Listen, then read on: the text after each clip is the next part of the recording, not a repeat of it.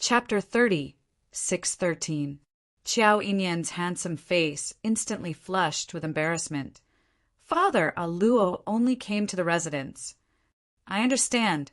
I've been through it. Of course I understand. Patriarch Qiao patted his son's shoulder and smiled at Yi Qing Luo. Miss D, let's go to the main hall and have a good chat. Yi Qing Luo. Indeed, Patriarch Qiao had misunderstood the relationship between her and Qiao Yinyan, but Qiao Yinyan's ambiguous attitude towards her was indeed very easy to misunderstand. Even she had misunderstood that Qiao Yinyan had some other thoughts towards her. Seeing Qiao Yinyan's awkward expression, wanting to explain, but was interrupted by Patriarch Qiao in various ways. Yi Qing Luo sighed. She could tell that Patriarch Qiao valued his son or daughter very much. Patriarch Qiao definitely knew what Qiao Yinyan wanted to say, but intentionally interrupted repeatedly, just to let this misunderstanding continue. Who knows? This misunderstanding might become real as it continues to spread. But Yi Qing Luo expressed that no matter how this misunderstanding continued, it would not become true. Rather than letting the elders be filled with hope, why not make things clear right from the start?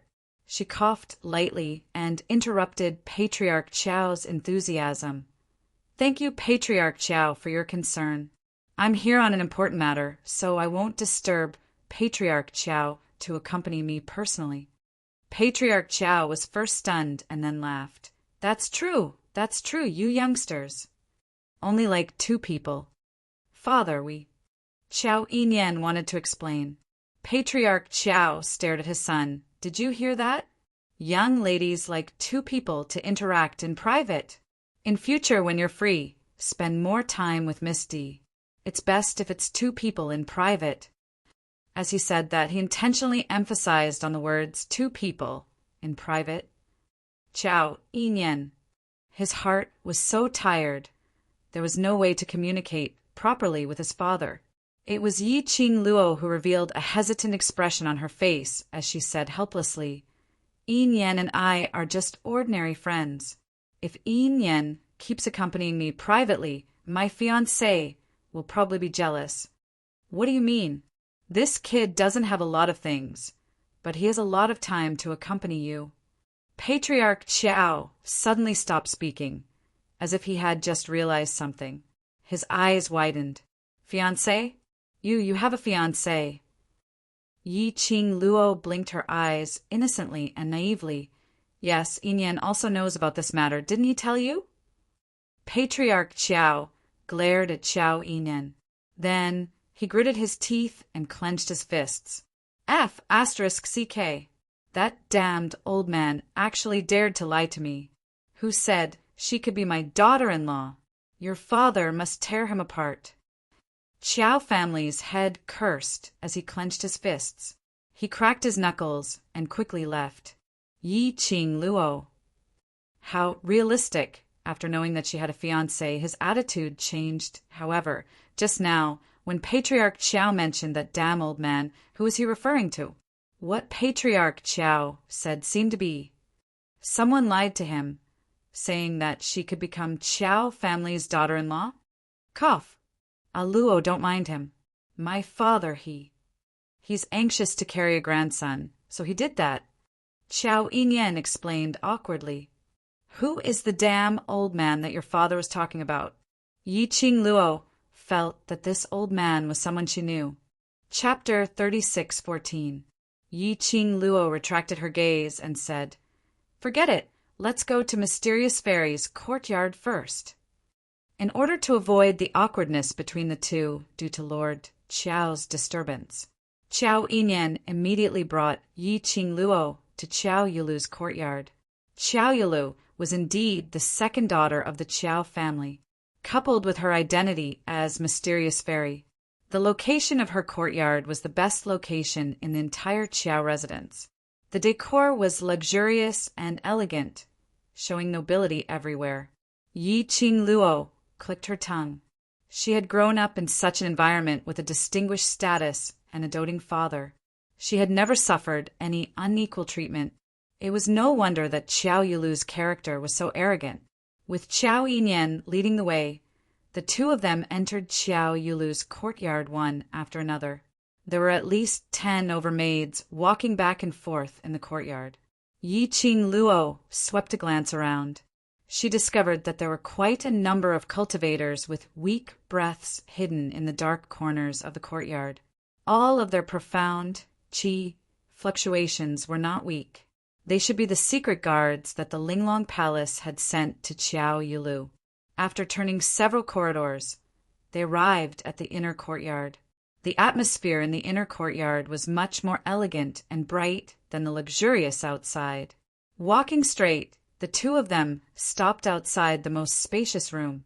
At the door, a maid who was dressed like a flower, and the moment she saw Qiao Yinyan, her eyes lit up.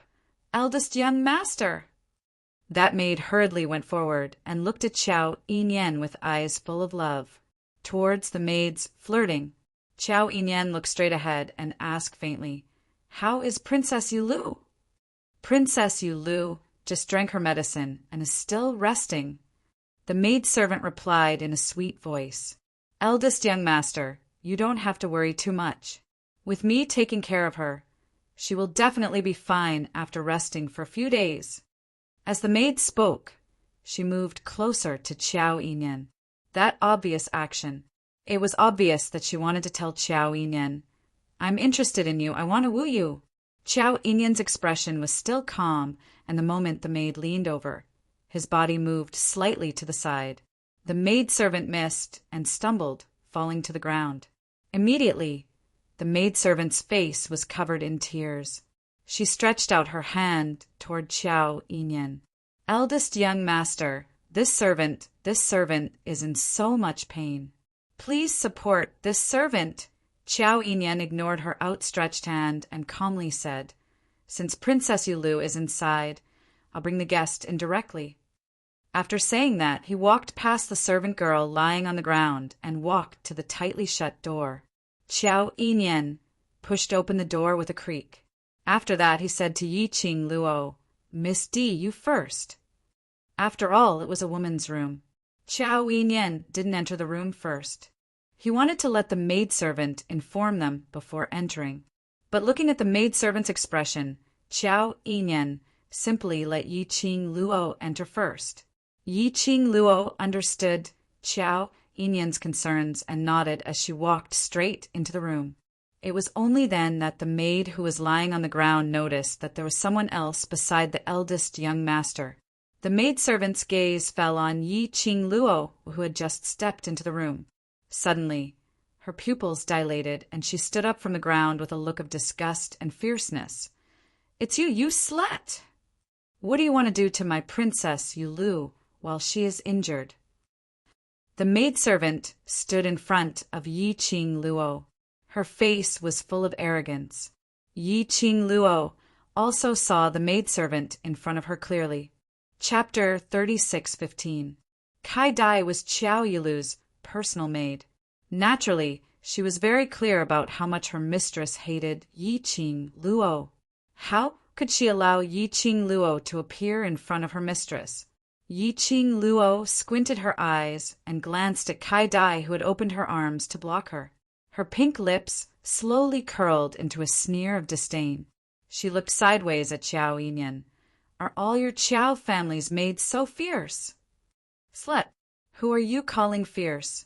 Kai Dai's face changed drastically, unwilling to lose face in front of her sweetheart. She immediately shouted out angrily. Yi Qing Luo tilted her head. "I'm talking about whoever is agitated." "You." Kai Dai's face turned livid as she pointed at Yi Qing Luo. "Anyway, I will not let you near Princess Yulu." Kai Dai. Qiao Yinyan frowned between his brows, exuded the prestige of a superior as he stared coldly at Kai Dai. "No matter where you come from, in the Qiao residence, you are only a Qiao family's maid. Humiliating this young master's friend in front of this young master. Is this your etiquette as a maidservant?" Kai Dai's face suddenly turned pale. "Eldest young master, I just..." There's no need to explain. I've seen and heard everything clearly. Qiao Yinyan waved his hand, and a powerful gust of wind swept toward Qin Nan. Kai Dai's body was thrown to the ground and crashed into the room, heavily hitting the good mahogany table. The mahogany table broke. Kai Dai cried out, "Io yo yo," as she fell to ground. What happened? Xiao Yulu's angry voice was heard from the inner room. Immediately, a slender figure walked out from the inner room. The woman's white long dress hung loosely on her body, showing off her delicate figure. Her face was covered with a black veil, completely concealing her face. Even her eyes were not revealed. Her hair was loose on her shoulders, not tied up. Obviously, she had just gotten out of bed. When she saw Yi Qing Luo through the black veil, Yi Qing Luo clearly felt the strong hatred of the woman opposite her. Yi Qing Luo frowned, judging from his appearance, his voice, and the feeling that the person in front of her gave her. Yi Qing Luo also felt that the person in front of him was Qiao Yulu. However, the woman in front of her seemed to hate her a little too much. "It's you." Qiao Yulu's eyes were cold as she spat out 2 words through gritted teeth. Kai Dai held her sore body and hugged Qiao Yulu's foot. "Princess Yulu, this cheap woman is bullying the servant. You must help the servant." Yi Qing Luo, who got shot while lying down. It was obviously Qiao Yinyan who did it. Qiao Yulu's gaze turned cold. "Why? Just because this consort's big brother likes you. You brazenly came to this consort's courtyard to kill this consort?" "Princess Yulu," Qiao Yinyan interrupted Qiao Yulu with a frown. "I was the one who attacked your maidservant. I was the one who brought Aluo here. This has nothing to do with Aluo." Qiao Yulu sneered. "You've never taken me as your sister in your heart. Knowing that I'm not feeling well, you deliberately brought her in front of me. Aren't you afraid that she will kill me?" "Aluo is not that kind of person," Qiao Yinyan replied calmly. Qiao Yulu laughed even more sarcastically and looked at Yi Qing Luo. "You must be very proud of yourself, seeing that this consort's big brother disregarded his sibling relationship for you. You must be laughing in your heart." "Whatever you think." Yi Qing Luo's eyes were burning as she stared at Qiao Yulu's black veil. Her gaze seemed to be able to penetrate the veil. Chapter 36:16. Qiao Yulu, who was stared at by Yi Qing Luo's torch-like gaze, was obviously flustered. Qiao Yulu turned her head away unnaturally, avoiding eye contact with Yi Qing Luo, while speaking fiercely. "What are you looking at? Do you want to laugh at me when you see me like this?" "Yes, it's ridiculous." Facing Qiao Yulu's anger, Yi Qing Luo appeared extremely calm. She responded to Qiao Yulu's words lazily with a scornful tone. The dignified, mysterious fairy of Without Embroiling City doesn't even dare to show her face. Isn't it ridiculous? "You." Qiao Yulu's finger that was pointing at Yi Qing Luo kept trembling. Yi Qing Luo tilted her head and smiled innocently. Qiao Yulu withdrew her hand forcefully. Her eyes under the black veil stared at Qiao Yinyan with hatred. "Brother, I am tired and have no energy to deal with you. Please take your guest out." Qiao Yinyan took a look at Yi Qing Luo, seeing her calm expression. He shifted his gaze to Qiao Yulu. He paused, as if he was weighing his words. After hesitating for a long time, he looked at Qiao Yulu and said, "Princess Yulu, Miss D came to visit you personally out of concern for you." "Concern for me? You are concerned about when I will die." Qiao Yulu didn't believe Qiao Yinyan's words. Yi Qing Luo smiled. "You're quite self-aware." Qiao Yulu's face immediately turned pale. She clenched her fists tightly and clenched her teeth until her knuckles creaked, even through the black veil. Yi Qing Luo could feel how distorted Qiao Yulu's face would be under the veil. Yi Qing Luo laughed lightly and wantonly. Her slender and fair hand curled up slightly and rested on her smooth chin. She tilted her head to look at Xiao Yilu. Her lips curled up again. The smile on the corner of her mouth was like a blooming datura flower, enchanting and full of suffocating charm. Even Xiao Yilu, who was filled with hatred, when she saw this smile, his pupils involuntarily shrank a little. His heart felt as if it was being ruthlessly pressed by something. Immediately after, the young girl's enchanting voice drifted into Xiao Yilu's ears, word by word. If I'm not mistaken, the reason why the Empyrean Fairy doesn't dare to show her face is because yesterday she tried to plot against me, but ended up being used instead.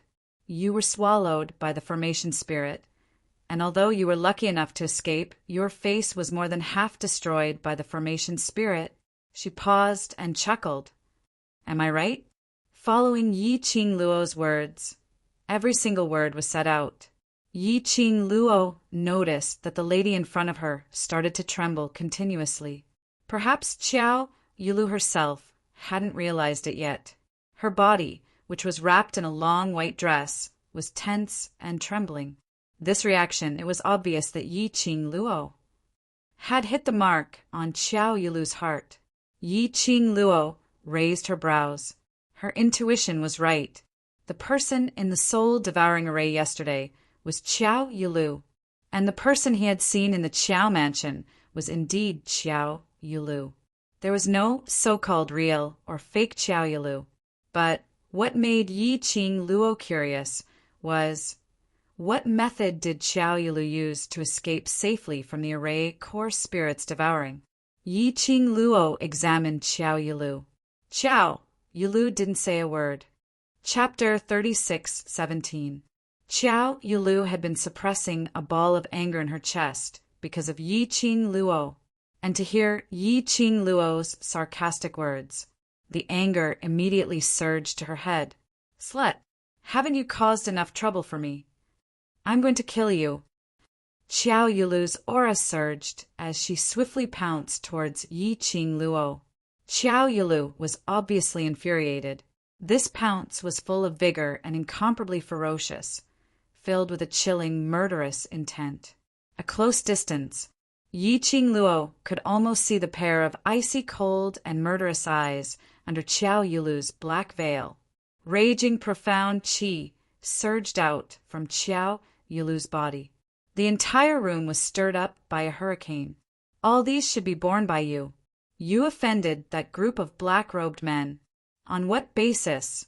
On what basis should I bear the consequences? Xiao Yilu gritted her teeth as she bellowed, venting the anger in her heart. Di Luo, even if I'm destroyed, I want you to be buried with me. Her words were filled with murderous intent. Xiao Yilu's attack surged again. The cold and raging profound energy was like a hot knife through butter, as though she was going to perish together with someone. Xiao Yilu's words also admitted Yi Qing Luo's earlier guess. Xiao Yinyan linked the conversation between the both of them and what Yi Qing Luo had explained to him yesterday. He immediately understood the cause and effect. Yesterday, in the spirit-devouring formation, Xiao Yilu, whom Yi Qing Luo thought was dead, was indeed his second sister, the mysterious fairy of without embroiling city. Now, the injured Xiao Yilu lying in the Qiao residence was also Xiao Yilu, which meant it was indeed Xiao Yilu who had joined hands with others to harm Yi Qing Luo. Looking at Xiao Yilu's murderous attack, Xiao Yinyan's brows knitted into a bundle. He raised his hand and waved his sleeve to set off the profound wave, blocking Xiao Yilu's attack as he shouted, "Are you done?" Xiao Yinyan. All of Xiao Yilu's actions were blocked. She was so angry that she shouted Xiao Yinyan's full name through gritted teeth. It's her. She almost killed me. It was her who nearly caused you to lose your only biological sister in this world. How dare you say that this empress is causing trouble? Although I don't know the details, I know that a Luo is not the kind of person who would cause trouble. Xiao Yinyan looked at Xiao Yilu calmly. As the Empyrean fairy of without embroiling city, you colluded with people from outside the city to set up a sinister formation like the soul-devouring formation in the city. just to deal with Luo. Do you really think that your actions are right? Your heart is biased towards her, so even my breathing is wrong. Xiao Yulu sneered. Since you're biased towards that slut, don't blame this consort for not giving face to your big brother. As Xiao Yulu's voice fell, the profound energy surrounding her increased explosively once again. The moment Xiao Yulu made her move, a black ray of light surged out of her palms. Yi Qing Luo's eyes flashed. This black, profound light, it was very similar to the evil aura he sensed in the soul-devouring formation. Could it be the betrayed Xiao Yulu had some kind of deal with that group of black-robed men? There was no time to think too much. Xiao Yulu's wave of evil attack was already approaching. Yi Qing Luo stretched out her hand and pulled Xiao Yinyan, who was about to block in front of her. With a backhand, Yi Qing Luo pushed Xiao Yinyan out of the room. Chapter 36:18. Slut, do you think you can still have yesterday's good luck? When Xiao Yulu saw that Yi Qing Luo still wanted to retaliate, anger surged to her head once again. The black, profound light burst out from her body like a fairy scattering flowers, spreading in all directions and shooting out. It was obvious that she was full of energy, determined to take Yi Qing Luo's life. Xiao Yinyan, who was standing outside the door, was full of shock when he saw Xiao Yulu like this. When did his sister have such a powerful and shocking power? This had obviously broken through the spirit mystic realm and advanced to God. Even he didn't have the confidence to take on Xiao Yulu's attack. No, something was wrong. Xiao Yulu's power had definitely not broken through to the spirit mystic realm before today, based on Xiao Yulu's character.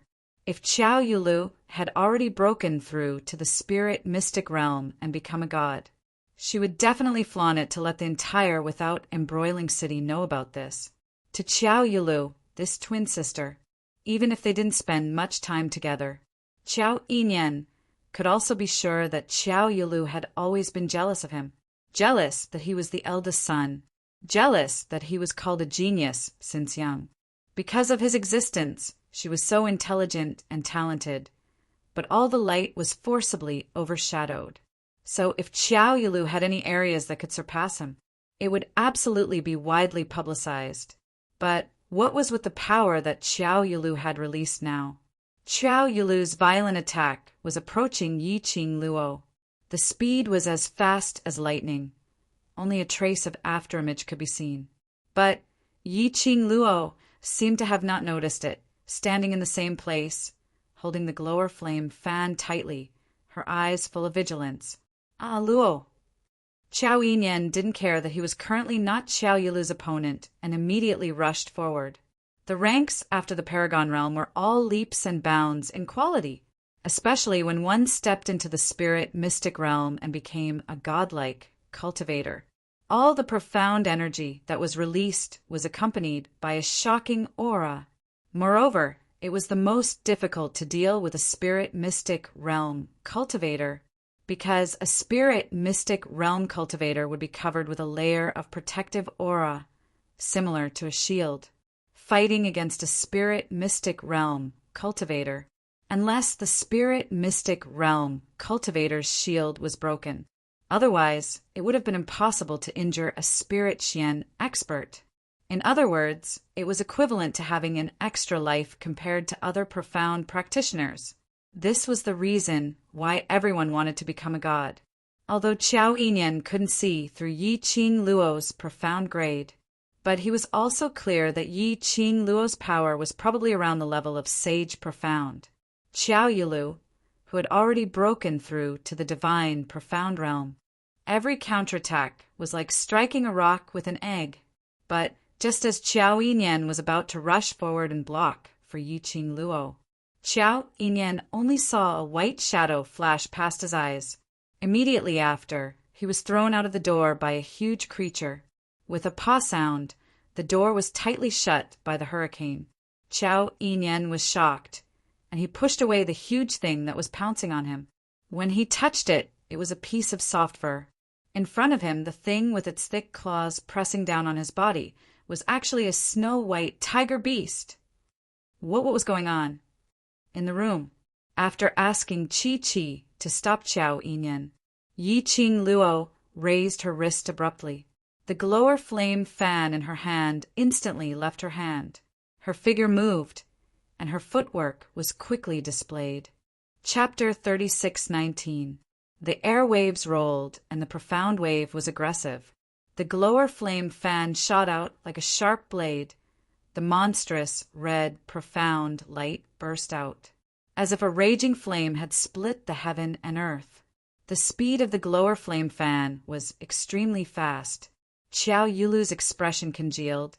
The gaze under the veil was like a malicious, poisonous snake, cold and ruthless. This is not the array. Without that lover of yours by your side, do you think you can break through this consort's attack with such insignificant tricks? Her arms shook. The profound energy in her body was like a sharp wind blade, wave after wave, vibrating out from her body. The black profound light turned into sharp blades. They were like steel blades that blocked the glowing flame fan. Tight and like a dense big net, it collided with Yi-Ching Luo's profound energy. Just at this moment, the young lady's lips suddenly curled into a sly sneer. Qiao Yulu's heart trembled when she saw that sneer. She realized something was wrong, but it was too late. Just at the moment when her profound energy and Yi-Ching Luo's profound energy collided, that glower flame fan which was just blocked, it was like a blazing fire, expanding and surging in an instant. The red of the flames dyed everything in the surroundings red. It also dyed Qiao Yulu's eyes, which were hidden under the black veil. It was this dazzling moment. It made Qiao Yulu neglect that glower flame fan which flew out from the raging flames, following the movement of Yi-Ching Luo's fingertips. The glower flame fan had already wrapped around Qiao Yulu's face with the force of 1,000 caddies, until Qiao Yulu reacted. The sharp red glow of the glower flame fan had already cut through Qiao Yulu's black veil. Damn it! Qiao Yulu was flustered. Her palm wind was swift and fierce, striking towards the glower flame fan. But a delicate hand held the handle of the glower flame fan. The glower flame fan flipped and swept up a hurricane, causing Qiao Yulu's palm wind to fly back. Qiao Yulu was stunned as she quickly raised her head. She saw Yi-Ching Luo, holding the glower flame fan, had already retreated to a relatively safe position, looking at her with a ridiculing smile. The black veil floated, falling beside her feet. Qiao Yulu felt an itch at her feet as she looked down. When he saw the black veil, her pupils suddenly shrank. A deafening scream came out of his mouth. "Ah, my face!" She suddenly knelt on the ground and frantically reached for her veil, trying to cover her face again. Yi-Ching Luo's lips curled up as she flicked her fingers. The glowing flame fan stirred up a gust of wind and blew the black veil away. Qiao Yulu's eyes reddened. He was like a trapped beast, his entire body emitting a violent aura. Her scarlet eyes stared venomously at Yi-Ching Luo as her voice was hoarse. "What on earth do you want?" She had squeezed each word out of her mouth through gritted teeth. Yi-Ching Luo tilted her head and smiled innocently. "I just wanted to take a look at your ugly face." Saying that it was ugly was already praising Qiao Yulu.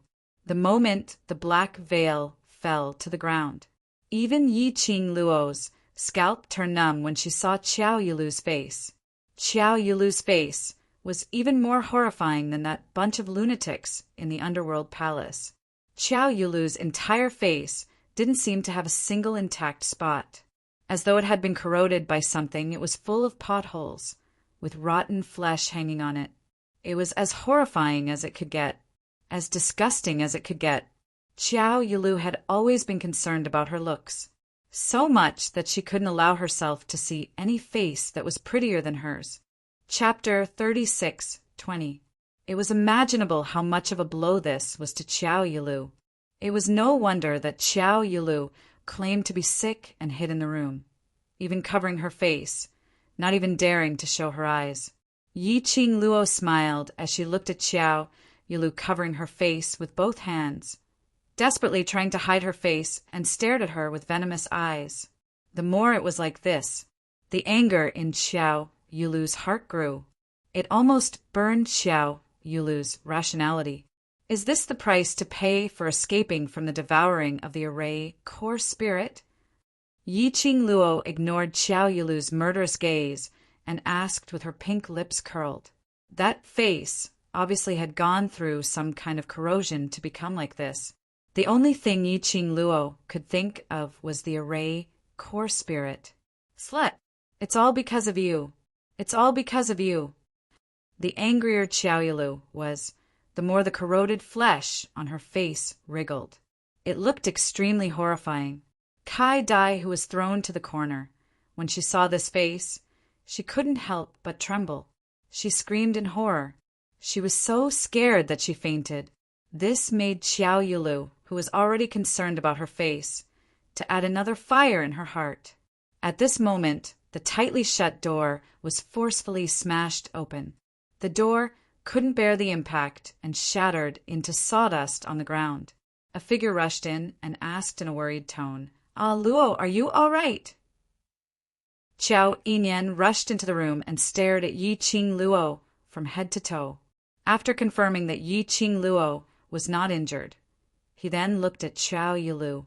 When he touched Xiao Yulu's face, Qiao Yinyan's handsome face couldn't help but twitched slightly. Xiao Yulu screamed and quickly rushed back to the inner hall and jumped onto her bed. The gauze curtain slid down and covered Xiao Yulu. Qiao Yinyan was stunned on the spot and hadn't recovered from the shock. Her face was seen by 3 people consecutively. Xiao Yulu completely broke down. She covered herself under the quilt and shouted crazily, "All of you get out! All of you get out!" This sharp, ear-piercing scream also woke Qiao Yinyan up. He turned his head stiffly as he looked towards Yi Qing Luo's direction. What's going on?" After he was locked outside by Yi Qing Luo, he was intercepted by a snow-white tiger beast at the entrance. That tiger beast didn't harbor any malice towards him. It should be Yi Qing Luo's war pet. However, 2 screams suddenly came from inside the house. Each was sharper than the last. This worried Qiao Yinyan, so he forced his way in. But unexpectedly, he would see his own sister in such a state. Yi Qing Luo took a look at Xiao Yulu, who was curled up on the bed, and shrugged her shoulders. It's probably the effect of being swallowed by the array core spirit. She only had her face destroyed, but at least she wasn't devoured by the spirit of the formation eye. She can be considered lucky. Lucky? If you think this is luck, then you're ruining your own face. This Empress will let you have this luck. When Xiao Yulu heard Yi Qing Luo's words of "it's easy to talk," she was so infuriated that her heart was trembling. Yi Qing Luo smiled. "It's not that I'm sinister and wanted to make use of strangers to achieve my own goal. You only have yourself to blame for being swallowed by the spirit of the formation eye and having your face destroyed." Xiao Yulu was flustered and exasperated as she was about to crawl out of the quilt and berate Yi Qing Luo. Before she could speak, Qiao Yinyan interrupted, "Princess Yulu." Chapter 36:21. Without waiting for Qiao Yulu to answer, Yi Qing Luo was already shaking her head. The spirit devourer formation's eye spirit is extremely sinister. Her face is corroded by the evil qi, so it's impossible to use profound qi to restore it. If he could really recover. When Xiao Yulu had escaped back to the Qiao residence, she had already used her profound qi to restore her face. For her, face was much more important than one's profound strength.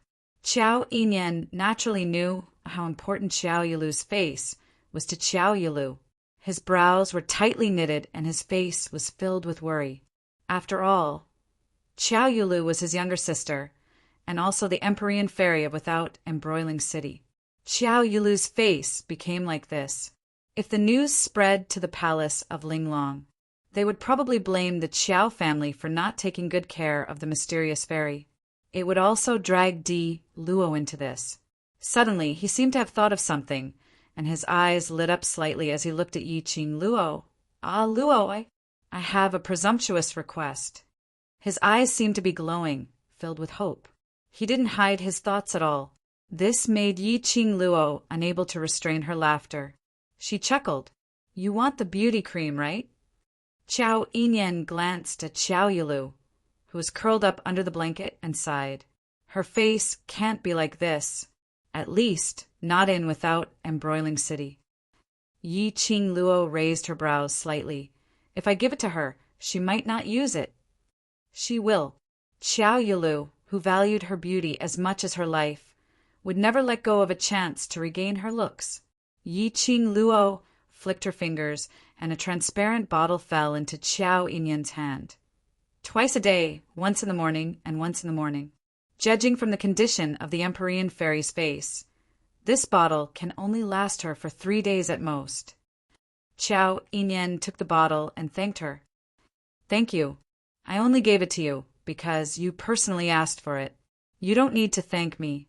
Just treat it as me returning the favor." As Yiqing Luo was saying that, her peripheral vision swept towards Xiao Yilu. The shadow cast through the gauze curtain.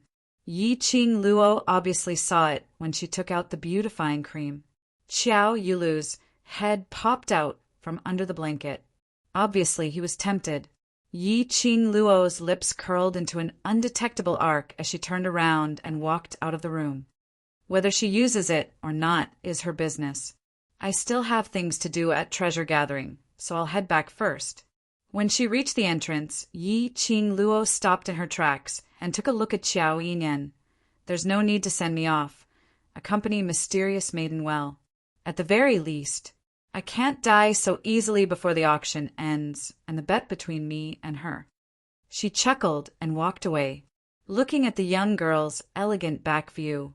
Qiao Yinyan slowly retracted his gaze and looked at the transparent bottle in his palm. "I won't use that slut's things. She wants to kill this consort." Xiao Yilu yelled at the top of her lungs. "You're this consort's big brother. Are you going to help that be *TCH kill your only sister?" Qiao Yinyan furrowed his brows. After Yiqing Luo left, his expression and emotions became extremely distant and impatient. He walked slowly towards the bed.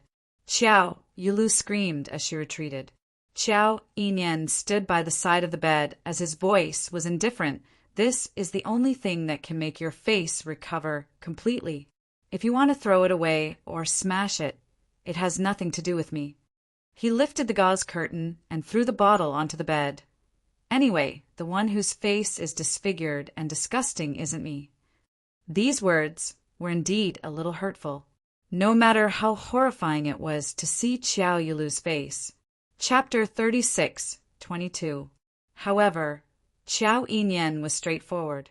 He used the words disgusting and horrible to describe Qiao Yilu's face. It was like stabbing a knife into Qiao Yilu's heart. Qiao Yilu's heart ached to have such a biased brother. Qiao Yinyan's expression was calm as he looked at the person under the quilt. "As your big brother, I've asked for it for you. It's up to you whether you believe me or use it." Then he turned and left Xiao Yilu's room without saying anything else. Xiao Yilu stared blankly at the medicine bottle on the bed. Then the wooden door that Qiao Yinyan had broken was blown up by a gust of wind, blocking the sound of the door opening. Qiao Yilu came to her senses. She curled up under the quilt in a daze. All the hysteria had vanished into thin air. His horrifying face, which was full of rotten flesh, also relaxed. The only two intact eyes were filled with pain. What she cared about the most, it was his own face. But now it was destroyed by that formation. She couldn't appear in front of others with such a face. She was the Empyrean fairy of Without Embroiling City. She was the Empyrean fairy who was respected by everyone. She couldn't ruin everyone's life just because her face was destroyed. Little by little, Qiao Yilu's line of sight shifted to the crystal-clear medicine bottle on the bed. The jade bottle was exquisite and small. The medicine was pink and emitted a colorful, alluring light. Little by little, her hand moved towards the bottle of medicine. This was something that Di Luo, that bitch, had taken out. Would Di Luo, that bitch, really save her? Would this thing really be useful? Xiao Yulu struggled in her heart. On one hand, she wanted to restore her face. She felt that Di Luo owed Xiao Yinyan a favor. Since Xiao Yinyan had asked her personally, Di Luo wouldn't use Xiao Yinyan to harm her. After all, Di Luo owed Xiao Yinyan even more if she dragged him into this. On the other hand, Xiao Yulu didn't want to use Di Luo's thing. She suspected that Di Luo had poisoned the medicine. She wanted to kill her. The anxiety in her heart made Xiao Yulu unable to make a decision. Then her gaze slowly fell on Kai Dai, who had fainted on the ground, her face pale. The other side, leaving Qiao residence, Yi Qing Luo carried Chi and headed directly towards the direction of the gathering treasure. Old Man Song said from within the azure dew bracelet, "You want to use the beautifying ointment to help treasure gathering auction seize the honor of being the best auction house. Now that you're giving the beautifying ointment to Qiao Yulu, aren't you afraid that she'll secretly plot against you? Her face is already like that. How can I just stand by and watch? What's more, I can also return Yinyan a favor." Yi Qing Luo gave an unfathomable smile. "How could you be so kind?" Old Man Tsang expressed his disbelief. "You couldn't have poisoned that bottle of beautifying cream, right?" Yi Qing Luo. "Did she look like that kind of person?" Old Man Tsang answered without the slightest hesitation, "Yes." Yi Qing Luo's lips twitched as she rolled her eyes. "There's no problem with that bottle of beauty cream, and indeed, there's a chance to cure that corroded face of hers." Old Man Tsang's tone was still suspicious. "Are you secretly plotting something?" Yi Qing Luo. In Old Man Tsang's heart, what kind of image did she have? It was rare that she wanted to be a good person, but she had to be suspected in various ways. Chapter 36-23. However, plans couldn't keep up with changes. The current situation saved her the trouble of scheming against Xiao Yulu. Initially, he was discussing with Gu Zishi how to promote the beauty cream. Yi Qing Luo immediately thought of Xiao Yulu. His original plan was to cause trouble for Xiao Yulu and take the opportunity to poison her. After Xiao Yulu was poisoned and disfigured, then he arranged for someone to push the beautifying cream to Xiao Yulu. As the Empyrean fairy, Xiao Yulu would definitely want to buy the beauty cream if it was effective. At that time, wouldn't the beautifying cream be promoted? But now, there was no need to go through the trouble of poisoning it. Xiao Yulu had already disfigured herself. However, in the end, it still achieved the final result. Xiao Yulu would definitely visit her again and ask for the beauty cream. The Empyrean maiden wouldn't use the things that you took out, right? Old Man Tsang was very doubtful. "She will," Yi Qing Luo replied confidently, "because she cares too much about that face." In any case, his face was already ruined to such a state. Try the beautifying cream. At most, it would just draw a little more flesh. Therefore, Xiao Yulu would definitely use it, but Yi Qing Luo guessed that perhaps Xiao Yulu would choose another, more bloody method to use the beautifying ointment. Of course, none of this had much to do with her. The foreplay that she needed to do was all done. What he needed to do now was he was waiting for the fish to take the bait. For the next few days, Yi Qing Luo didn't go anywhere. He stayed in the treasure-gathering hall and refined all kinds of beautifying ointments.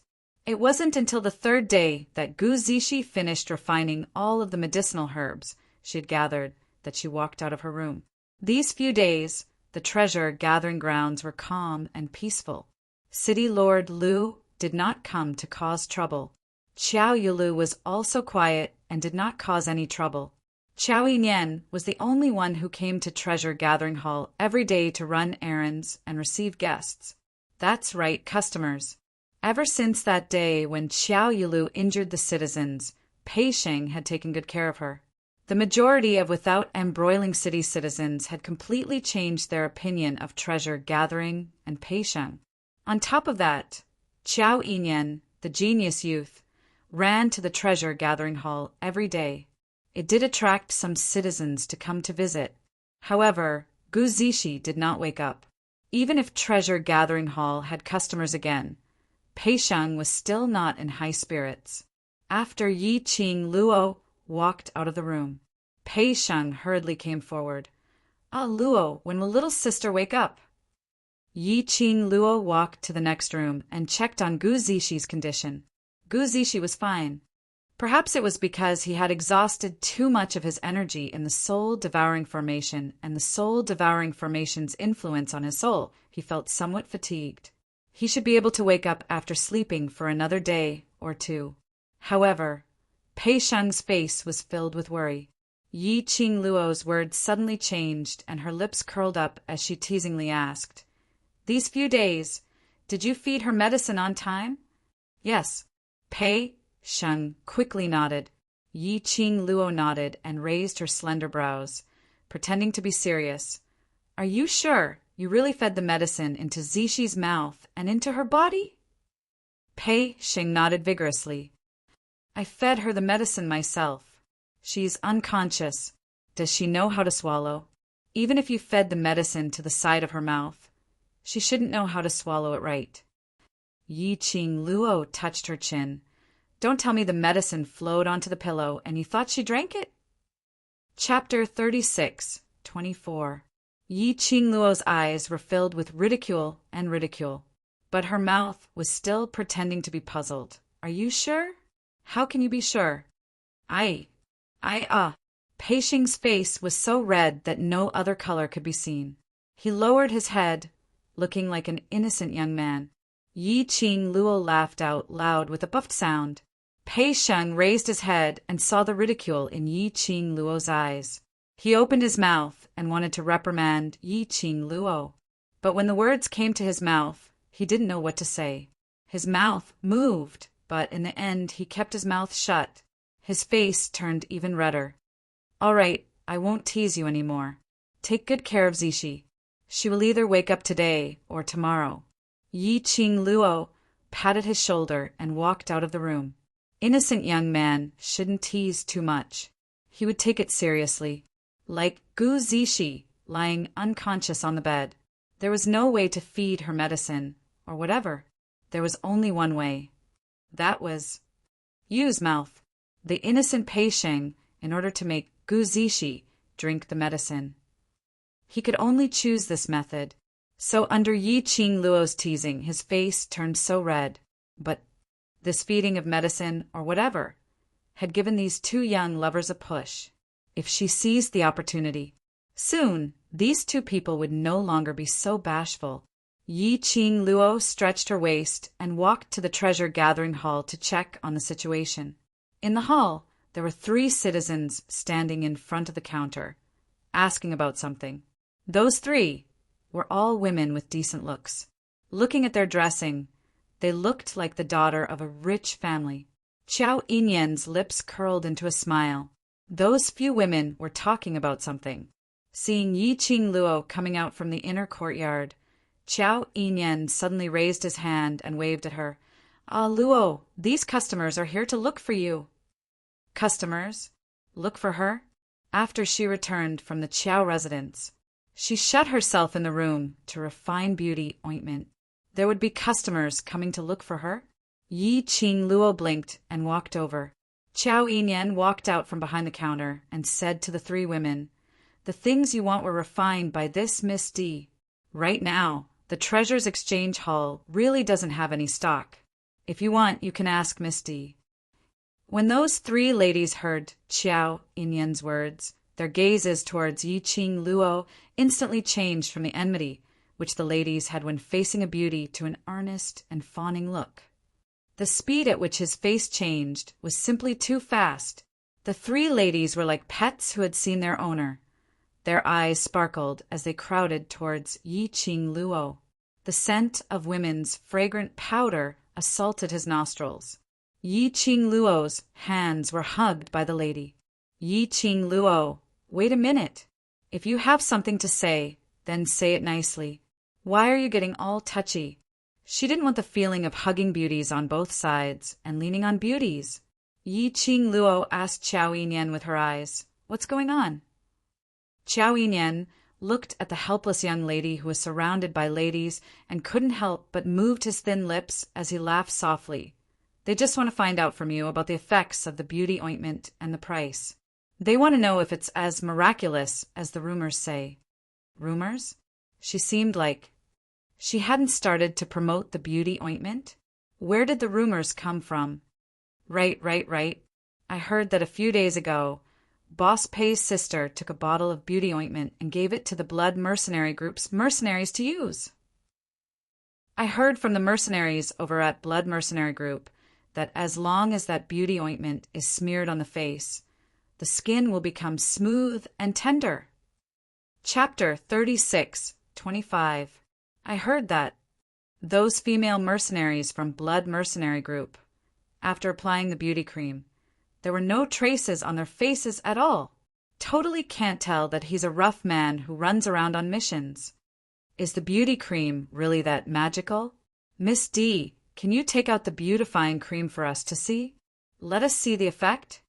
The three women were blabbering away in his ear. It was so noisy that Yi Qing Luo's brain started to jump. But she had at least heard from the lady's words. She heard a few key words. Gu Zishi gave the beauty cream to the Blood Mercenary Group. After the Blood Mercenary Group's mercenaries used it, there was a miraculous effect. Hence, the Blood Mercenary Group helped to promote the beauty cream? Or perhaps Gu Zishi had previously requested the Blood Mercenary Group's leader, Su Qingbing, to make use of Blood Mercenary Group's reputation to promote the beauty cream? Miss D, why aren't you saying anything? Is the beauty cream real or not? There's so many sisters outside waiting for our reply. Is it true or not? Give me an answer. The ladies saw Yi Qing Luo not replying and started blabbering again. Yi Qing Luo's head was hurting from all the noise as she raised her hand and stopped their voices. Then she pushed away the ladies who were sticking to her. Since you're here to ask, you should believe in the beauty cream's effect. Isn't that so? The ladies were stunned. The news came from the Blood Mercenary Group. Basically, it couldn't be fake. But the minute they thought that this beauty cream was from the Treasures Exchange Hall, everyone's heart started to beat like a drum. After all, 5 years ago, there was an incident where the Treasures Exchange Hall lied to their customers. And now it was the auction period. The Treasures Exchange Hall was the same as 5 years ago, doing something which caused an uproar in the city. They were all very worried. In the end, the Treasures Exchange Hall was dug out, so it was all fake. Although in the recent period, the citizens' impression towards the Treasures Exchange Hall had changed slightly. But after all, the incident 5 years ago had really happened and really existed. Even if Pei Sheng wanted to clear his name, he couldn't. Moreover, these ladies were different from the citizens who had received the Treasures Exchange Hall's favor. He still had some doubts about treasure gathering. Yi Qing Luo looked at the three ladies' expressions and knew what they were thinking. She curled her lips and said indifferently, "We do have beauty ointment." The eyes of the women immediately lit up a little. Their eyes were filled with hope and anticipation. "Can we see some beauty cream? Can I have a look at the effects of the beauty cream?" the woman asked. Yi Qing Luo raised her brows. It's not impossible, but she had yet to finish her words. Suddenly, an extremely arrogant voice came from the door. "How many beautifying creams does the Treasure Gathering Hall have? This Empress wants all of them." Following that, Xiao Yulu, who was dressed in a white veil and had a black veil over her face, walked into the Treasure Gathering Hall under the escort of her guards. At this moment, half of Xiao Yulu's face was covered by a black veil. revealing only her eyes and forehead. Yi Qing Luo took a look. The skin above Qiao Yulu's forehead had already recovered, and it was fair and tender. Princess! Princess Yulu! The minute the three ladies saw Qiao Yulu, they immediately bowed respectfully. Qiao Yulu arrogantly raised her head, not even bothering to take a look at them as she spoke out arrogantly. This beauty cream, this empress wants all of it, all of you scram. The three ladies were stunned. Princess Yulu, this. Chapter 36:26. The three women were so frightened that they took a step back. Their eyes were filled with reverence for Qiao Yulu. They lowered their heads and grabbed each other's hands, preparing to leave. Before they could even lift their feet, the three women were blocked by a slender figure. Yi Qing Luo stood in front of the trio, separating them from Qiao Yulu. Yi Qing Luo met Qiao Yulu's eyes with a smile which didn't look like a smile, as her smile was filled with ridicule. It's rare for mysterious maiden to come to the gathering of treasures, not to create trouble, but to do business. Cut the crap. Take out the beautifying cream. No matter how many crystal stones you want, I will give it to you. Qiao Yulu was rather infuriated by Yi Qing Luo's glare. How could she not tell that Yi Qing Luo was ridiculing her? However, he thought of the beautifying cream. In the end, Qiao Yulu swallowed her anger. Yi Qing Luo smiled sweetly. I know Mysterious Fairy is rich and overbearing, not worried about crystal stones. What do you want? Hearing the meaning behind Yi Qing Luo's words, Qiao Yulu frowned as she asked in displeasure. Yi Qing Luo's eyes curved into crescents as she smiled. The beauty ointment is the auction item that we are going to present to the auction. Qiao Yulu's expression froze. What do you mean? Yi Qing Luo smiled innocently. It's exactly the literal meaning. Don't tell me Mysterious Maiden doesn't understand.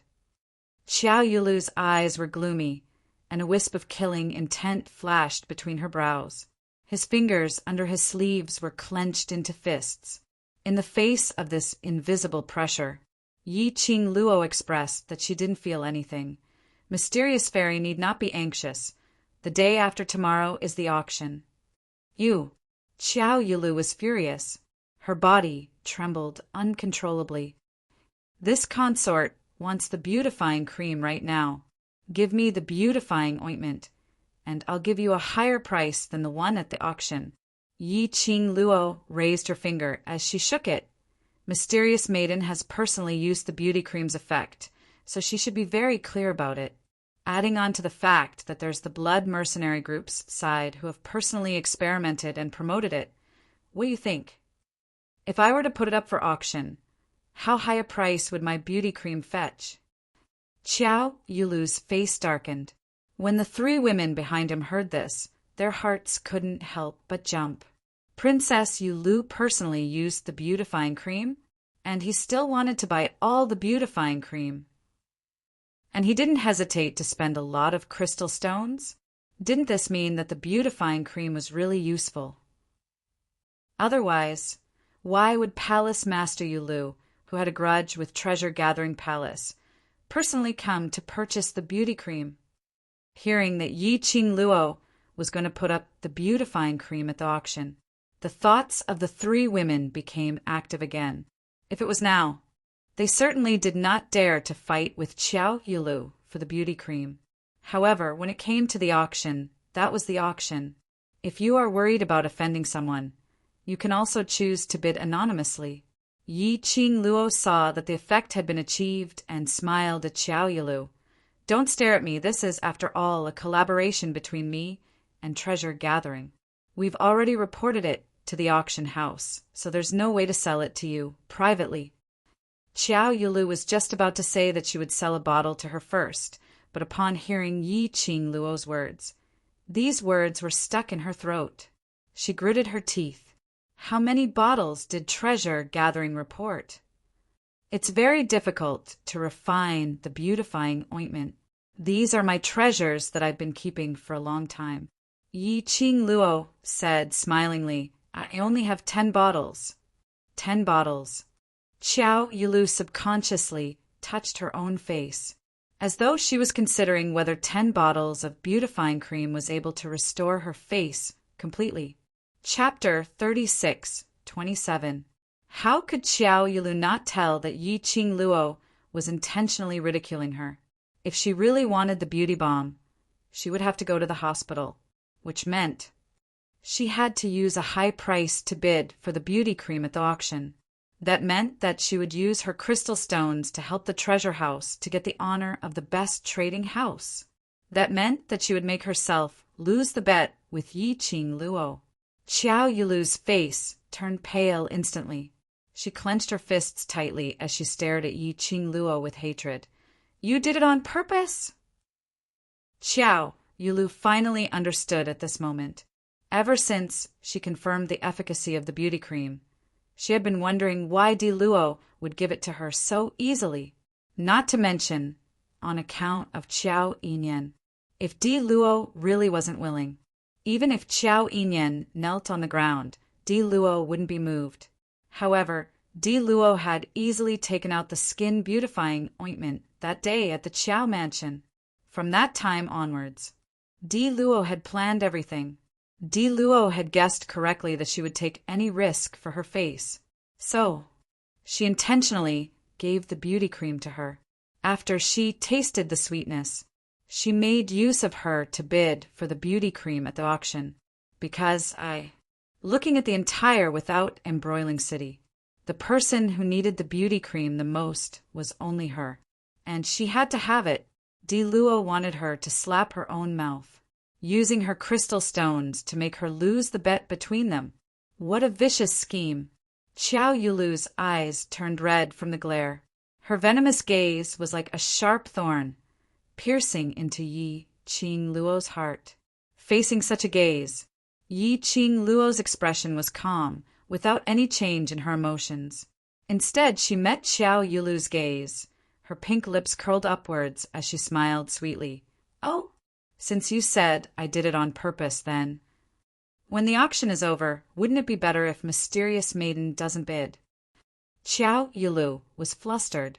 While she and Yi Qing Luo had such a huge conflict, she even lowered herself to personally come to the treasure house to buy the beauty cream from Yi Qing Luo. Yi Qing Luo actually dared to rub her nose in.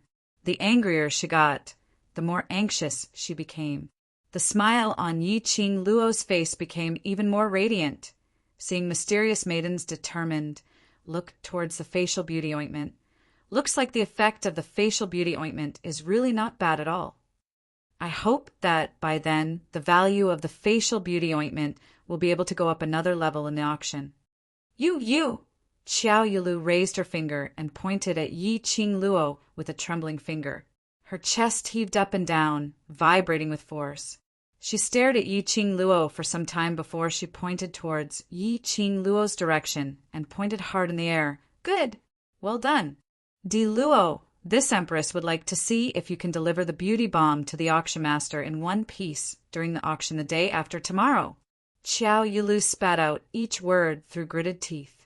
It was a powerful and majestic pressure. It kept on eroding Yi Qing Luo.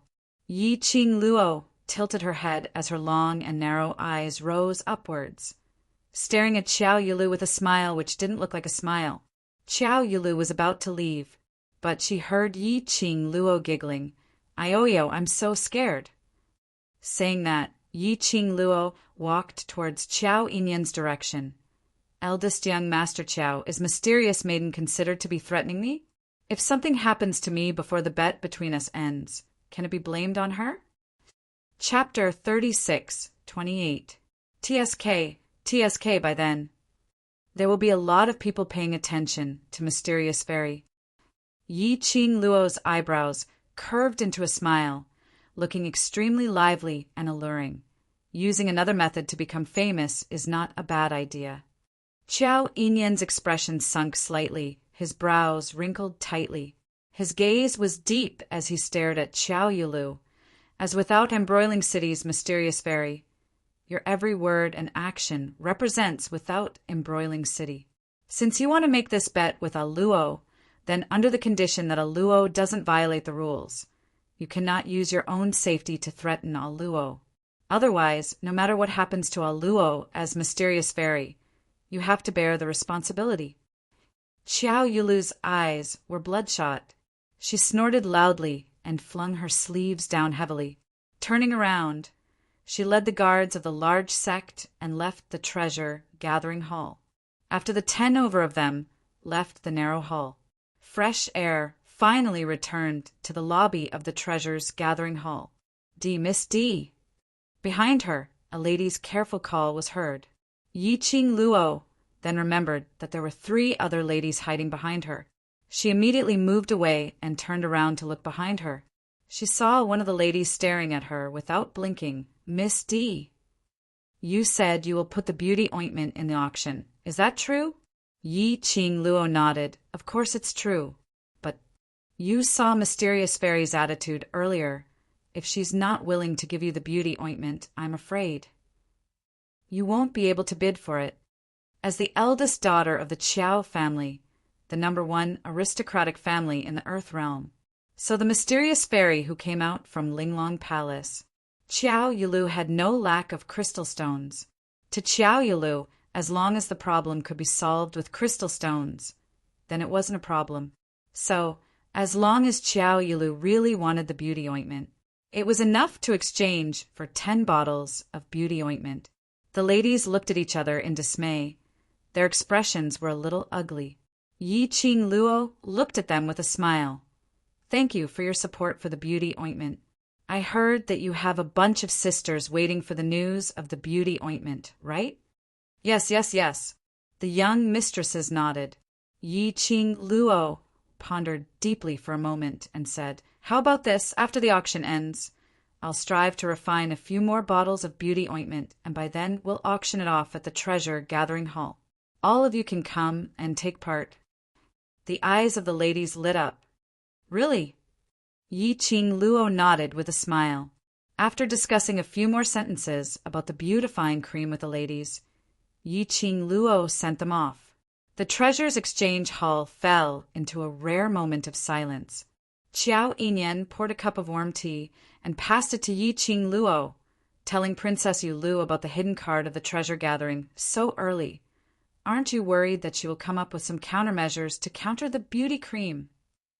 On the contrary, I'm afraid that she won't target me. Yi Qing Luo smiled evilly. Qiao Yinyan raised an eyebrow. Does that mean you already had a plan? Yi Qing Luo touched her chin. Although towards Mysterious Maiden, I don't understand her as well as you, but I'm very clear that she's not someone who can swallow her grievances. She had suffered quite a lot of grievances and suffered quite a lot for me. So how would she possibly let me take part in the auction smoothly? Don't tell me she will really make a move on you before the auction? Qiao Yinyan's expression congealed. Chapter 36:29. What will she do? Qiao Yinyan asked in puzzlement. Why did it feel like Di Luo knew his sister better than him? Yi Qing Luo raised her eyebrows and smiled meaningfully. No matter what she will do, I am sure she will use a very stupid way to deal with the treasure exchange. Qiao Yinyan. Actually, it was not that Xiao Yulu was stupid, but Di Luo was too smart. But looking at Yi Qing Luo's calm and composed look, she obviously had a plan in her heart. He didn't need to worry about her. As expected, everything was as Yi Qing Luo had predicted. Xiao Yulu made her move. The beauty cream, under the publicity of the Blood Mercenary Group, had been treated as a peerless treasure by countless young ladies. Furthermore, during the day at the treasures gathering exchange, the 3 young ladies had exaggerated the matters of the treasures gathering exchange to the group of young ladies. As a result, the group of young ladies yearned for the skin beautifying cream even more. If the beauty cream was really put up for auction, the price would absolutely be heaven-defying. It could be said that the treasure exchange hall could really use the beauty cream to fight a beautiful turnaround. So, Xiao Yulu wanted the beauty cream but wasn't willing to lose the bet with Yi Qing Luo. Then she could only let Yi Qing Luo's beauty cream lose its luster before the auction. Hence, it took almost half a day's time, which was the afternoon after Qiao Yulu left the Treasure Exchange Hall. The entire without embroiling city started to spread a rumor. The treasure-gathering trading company used the reputation of the bloody mercenary group to purposely promote the so-called beauty ointment. They wanted to exaggerate the effects of the beauty ointment before the auction to trick the citizens into bidding for the beauty ointment at a high price. This rumor didn't fly for long. Another rumor continued to spread. What? You want to ask why the Treasure Exchange Hall did this? And even borrowed the reputation of the blood mercenary group to promote the beauty cream? Weren't they afraid that the blood mercenary group would blame them and directly destroy their Treasure Exchange Hall? No. How could the Treasure Exchange Hall be afraid? The Treasure Exchange Hall did this entirely to obtain the honor of the best auction hall in the auction, because the lady named Di Luo, who took out the beauty cream, had a bet with Without Embroiling City's mysterious maiden. She didn't want to lose, so she resorted to all means. Oh, you want to ask, what evidence is there to prove that the Treasures Exchange Hall is lying to the citizens? Because 5 years ago, the Treasures Exchange Hall had used the same method. You don't believe me? Ask any elderly citizen in Without Embroiling City, and they would all know what sort of infuriating incident had happened in the Treasure Exchange Hall that had been all the rage for a while 5 years ago. The more the rumors spread, the more exaggerated they became and the harder it was to listen to them. In the end, it turned into a treasure-gathering transaction. They wanted to use the old tricks from 5 years ago to deceive the citizens and ignore the strict fairness of the auction. When these rumors and slanders reached Pei Sheng's ears, Pei Sheng was stunned. It all happened that night. At that time, Pei Sheng was going to the river to fetch water. She was stopped by a few women and asked about the beauty cream. Only then did she hear the news, especially when it involved what happened 5 years ago. Pei Sheng's expression changed immediately. He threw down the pole that was used to fetch water and rushed back to the Treasure Exchange Hall. This action, it was also spread by some people. As a result, Pei Sheng flew into a rage out of humiliation and tacitly admitted the truth of the rumor. Chapter 3630. Pei Sheng returned to treasure gathering. Yi Qing Luo was by the counter, setting up some small items. Seeing that Pei Sheng had returned, she looked up and glanced at him. Didn't he go to fetch water for Zishi to wipe her body? Why did he come back empty-handed? Why do you look so pale? Have you heard the rumors that the citizens outside are discussing? Pei Sheng thought about how the citizens around him, who had been smiling at him in a friendly manner, were now pointing at him with looks of disgust and disgust. Anger surged in his heart. I heard. Yi Qing Luo's expression was indifferent. Do you mind? Of course I care. Pei Sheng clenched his fists. 5 years ago, it was clearly the Zhongcheng trading house that framed Gathering Bao and the trading house. Gathering Bao has never lied to anyone. It's useless for you to say these words to me. Yi Qing Luo put down the item in her hands as she looked at him calmly. Of course, even if you run out to explain to anyone, it's useless. Pei Sheng's anxiety and Yi Qing Luo's calmness formed a sharp contrast. Facing Yi Qing Luo's calm and indifferent attitude, Pei Sheng's clenched fists loosened, but he couldn't help but clench them again. He repeated this a few times. His entire person seemed to lose all strength, and he slumped down in dejection. Luo, treasure conglomeration has finally taken a turn for the better with great difficulty. The day after tomorrow is the grand auction, but now there's such a rumor. It was not just Treasure Gathering's reputation that was tarnished. Most importantly, Luo will lose the bet.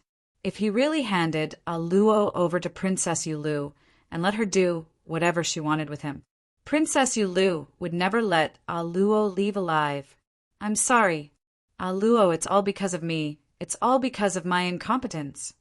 Pei Sheng sat down on the chair weakly, covering his face with his hands.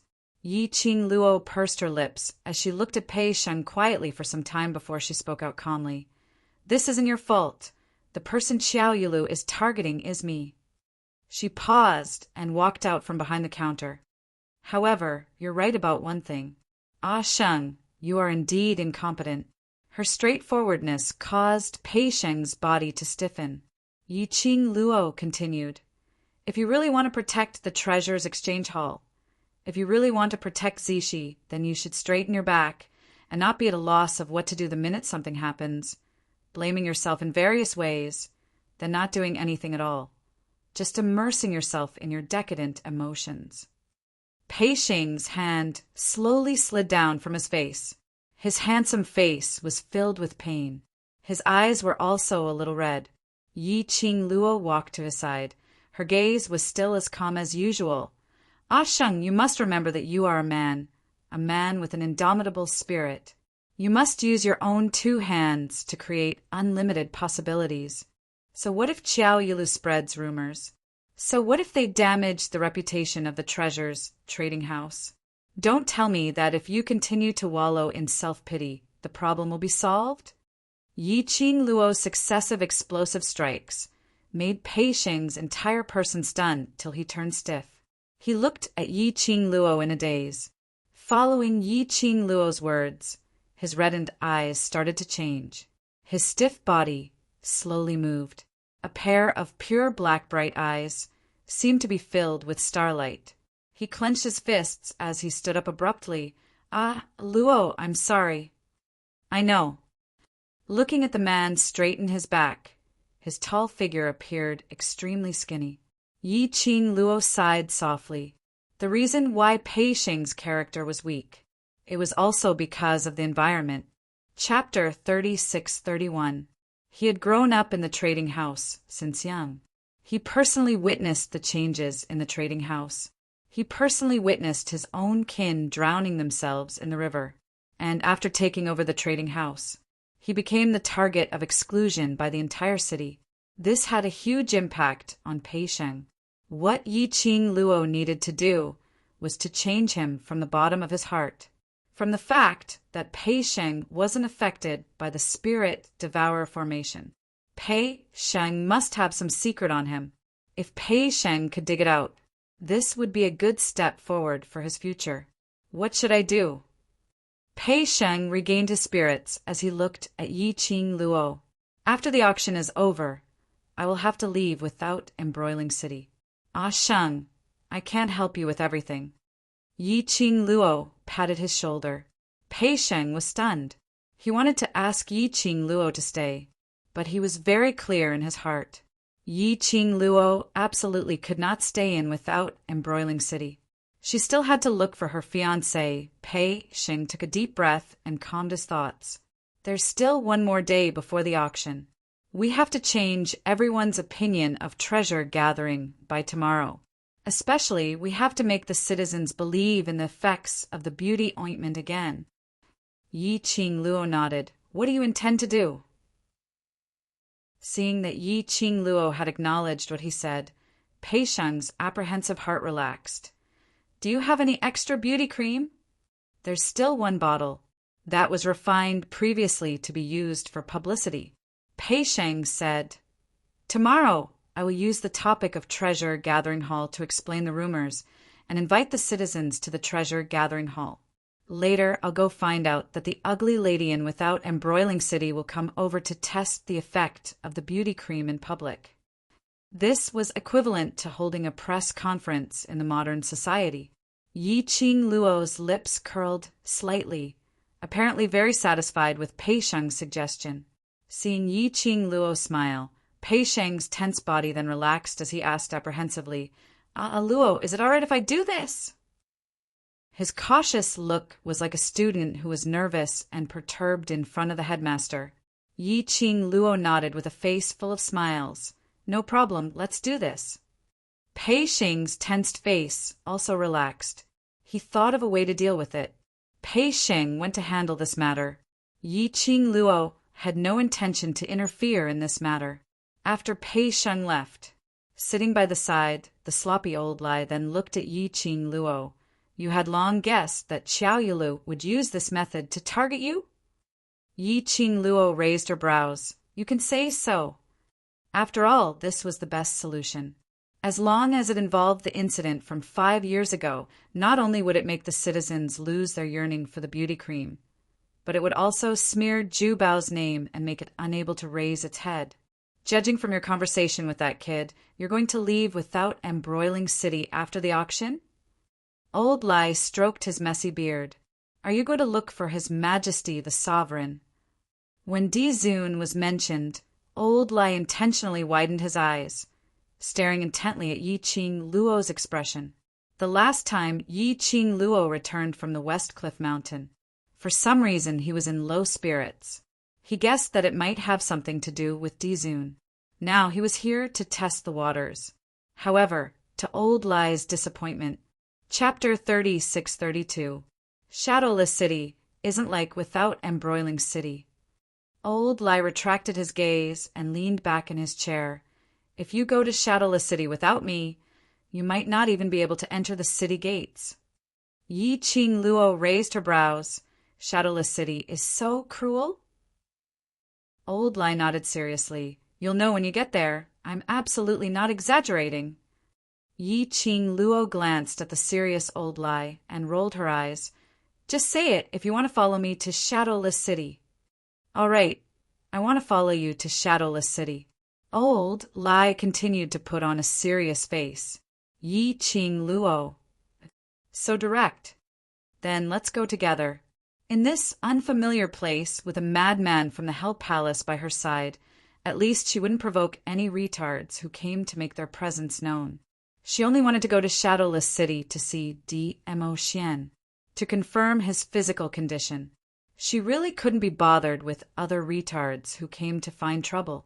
Most importantly, since the leader of the bloody mercenaries mentioned that she had never seen her in the Earth Realm, Yi Qing Luo felt that she had to create an identity in the Earth Realm. Otherwise, if someone found out that she wasn't from the Earth Realm, she didn't have the qualification to ascend to the Earth Realm to prove that she was a cultivator from the lower realm. It would be easy for others to suspect her background. The next morning, the news of the press conference held by the Treasure Exchange Hall. Oh no! The Treasure Exchange Hall hosting the citizens of Without Embroiling City to explain the beauty ointment matter spread throughout the streets and alleys of Without Embroiling City. This popularity, compared to the publicity of the beauty ointment by the bloody mercenaries, the popularity created was several times more. Previously, only a bunch of ladies knew about the beauty ointment. But now, after Qiao Yulu's actions, basically, as long as one was in Without Embroiling City, they all knew about the beauty ointment and the Treasure Exchange Hall. The next day, everyone's topic was beauty ointment, Treasure Exchange Hall, etc. Listening to the streets and alleys, from 80 old people to 5-year-old children were discussing these topics. Even those who came to Without Embroiling City to participate in the auction were attracted by this topic. Qiao Yulu stood in the crowd. Her face under the black veil was very ugly. She suddenly felt that she had just shot herself in the foot. Why did it seem like it was helping treasure gathering and facial beautifying ointment set off a wave of popularity? Is the beautifying cream really that magical? With just a touch, your skin will become smooth and supple without pimples or spots. I don't think that's possible. Didn't you say that Zhu Bao wanted to use the strategy from 5 years ago to deliberately make the skin beautifying cream look so magical to trick us into bidding at a high price? How can there be such a magical thing in this world? This is definitely just a publicity stunt. Treasure Gathering wants to give an explanation for the skin beautifying ointment. Why are we guessing here? Why don't we go and take a look? Let's go and see how Treasure Gathering Guild is going to explain itself. The citizens swarmed towards the direction of the Treasure Exchange Hall. Among the crowd, Qiao Yulu's face was dark. Her eyes were vicious like a venomous snake. Go. Let's go over and take a look. This Empress wants to see how Treasure Gathering can resolve the matter regarding the beautifying ointment. She spat out these words through gritted teeth, her tone extremely cold. At the entrance of the Treasure's trading house, At this moment, the 3 inner and 3 outer layers were filled with people. Chapter 30, 633. At the main entrance of the Treasure Exchange Hall, Yiqing Luo specially used bamboo poles to form a square with the Treasure Exchange Hall's entrance as the distance. Within the boundary of the bamboo poles, there was a table and 2 chairs. The citizens stood outside the boundary of the bamboo poles and were not allowed to get close to it. Of course, when this bunch of citizens went crazy, they totally wouldn't care about the bamboo poles or not. So Yiqing Luo specially placed a chair at the corner of the bamboo poles. Lai just sat there like a thorn in his flesh, with old Lai watching. The citizens were obviously more well-behaved. Originally, they were still talking about yesterday's rumors, but they were all stuck in their throats. They were afraid that if they angered the Hell Palace's senior, they would be dealt with.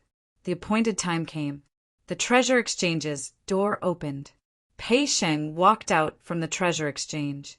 Following closely behind was Yiqing Luo and Xiao Yinyan. The 3 of them walked to the table and stood still.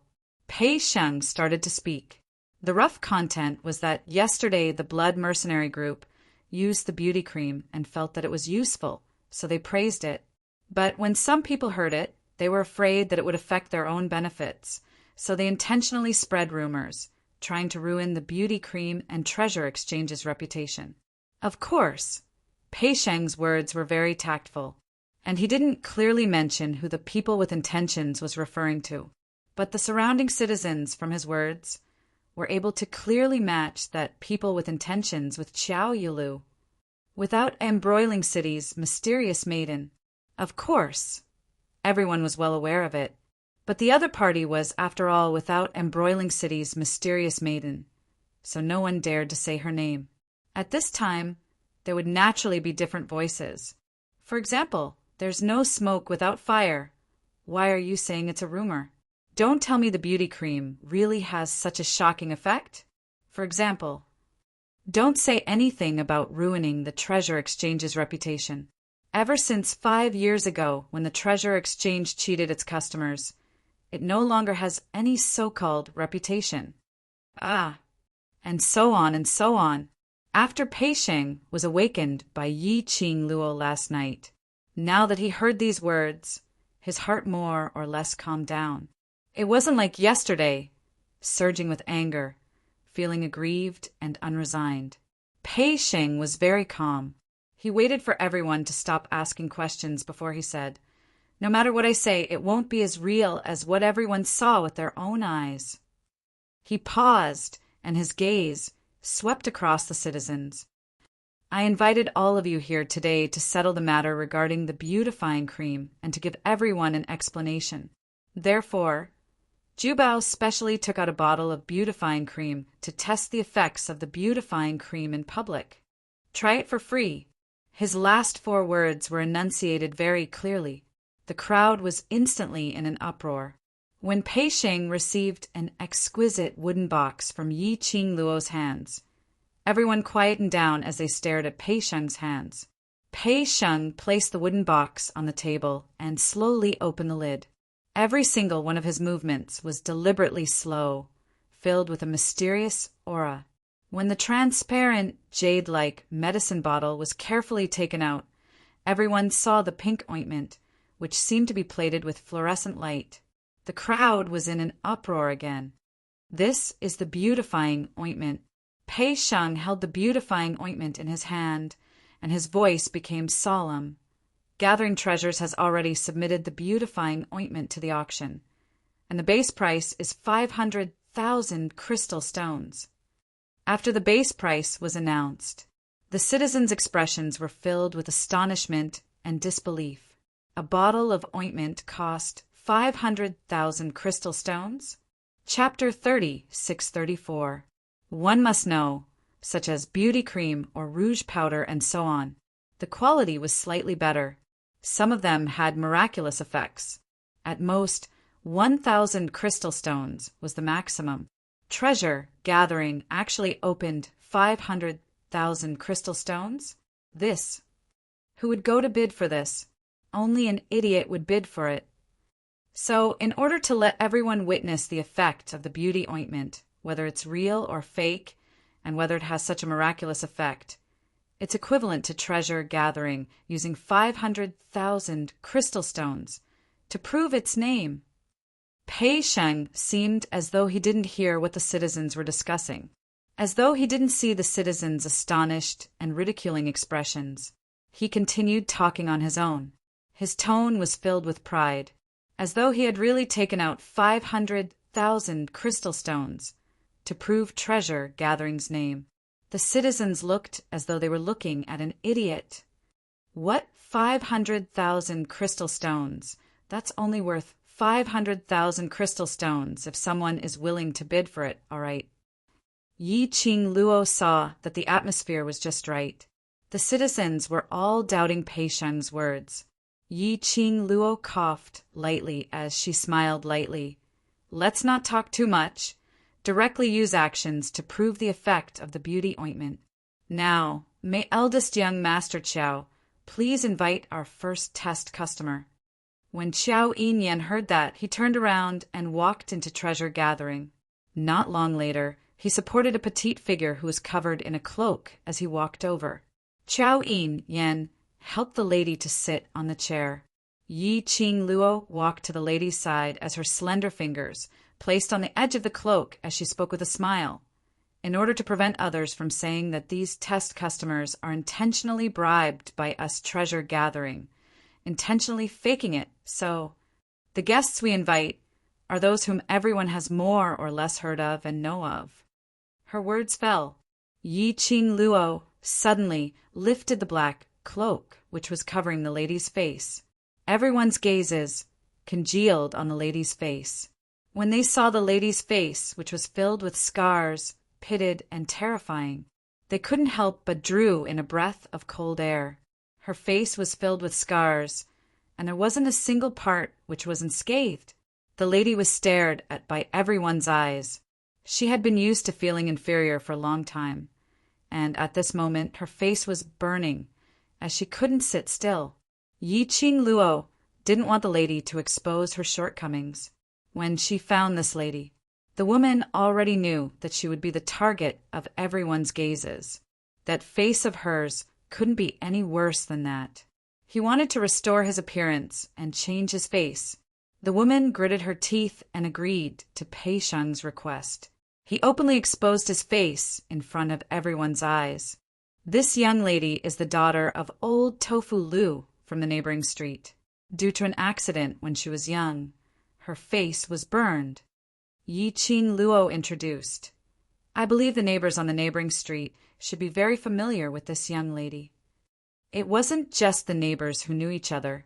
Many citizens of Without Embroiling City knew that old Lu's Tofu family's daughter had her face burned. Due to the disfigurement of his face, he was already 19 years old this year and had yet to be betrothed. She was an old lady who basically couldn't get married. He was sure that this woman was not lying. Pei Sheng opened the bottle cap of the beautifying ointment and said to the woman, "Open your palm." The woman obeyed and opened her hands. Pei Sheng carefully poured out a small ball of pink ointment and smeared it on the woman's palm. "Now, apply this ointment to your face." The woman looked at the ointment in her hand. It smelled very fresh and not pungent. She slowly smeared the ointment on her palm on her face. It was just a small ball. Chapter 36-35. When the lady stopped moving, leaned against a chair, and closed her eyes, Yi Qing Luo asked with a smile, "How do you feel now?" The lady remained silent for a moment, very cold and a little itchy. "Can you resist not scratching?" Yi Qing Luo continued to ask. "Yes." The lady took a deep breath. Her nails clenched into a ball. "As long as my face is like a normal person, I can bear it." "It's all right. Hold on until your face is itchy, or when you can't stand the cold, you can tell me." Yi Qing Luo comforted her gently. The lady replied with an N. Everyone's attention was focused on the lady's face. The lady sat stiffly on the chair, eyes closed, her body tensed up. After applying the beauty cream, there was no change at all. About the time it took to burn a stick of incense had passed. The citizens' patience was exhausted, especially the lady's burnt and pitted face. There was no change at all. Suddenly, they felt that they had been played. As time went by, the dissatisfied discussions among the citizens grew louder. Some even said that the treasure gathering was lying. If it wasn't for old lie that big Buddha sitting there sloppily, some of the ill-tempered citizens would have directly overturned the tables and chairs. However, no matter how the surrounding citizens discussed and ridiculed, Yi Qing Luo and the rest were all calm, their gazes fixed on the lady's face. Yi Qing Luo would occasionally ask the lady how she felt, just as some citizens' legs were aching from standing and didn't want to waste any more time. Among the crowd, a voice suddenly rang. Lu Tofu's daughter. Her body keeps trembling. Is she going to kill someone? This was like a stone that stirred up 1,000 ripples. The impatient mood of the citizens was immediately affected by the gossiping. What? Human life? Right, look. That lady's body keeps trembling. It's obviously not normal. Gathering treasures. Hurry up and wipe off the stuff on her face. You're asking for her life. Sure enough, we can't have any hopes for the treasure gathering. Everything is fake. They only know how to lie to their customers. And now they're trying to kill someone. Go report to the authorities. We must not let these unscrupulous businessmen taint our without embroiling city. After one person took the lead, all the rhythm was brought over by those words. For a moment, more than half of the thousands of people surrounding them were clamoring to report the incident to the authorities. No matter how much Pei Sheng's mentality had changed, he still couldn't help it. Faced with such a situation, he was more or less panicking. Yi Qing Luo glanced sideways at Pei Sheng, indicating him not to worry. Then, out of the corner of his eye, he glanced in the direction of the rhythm of talking about human lives.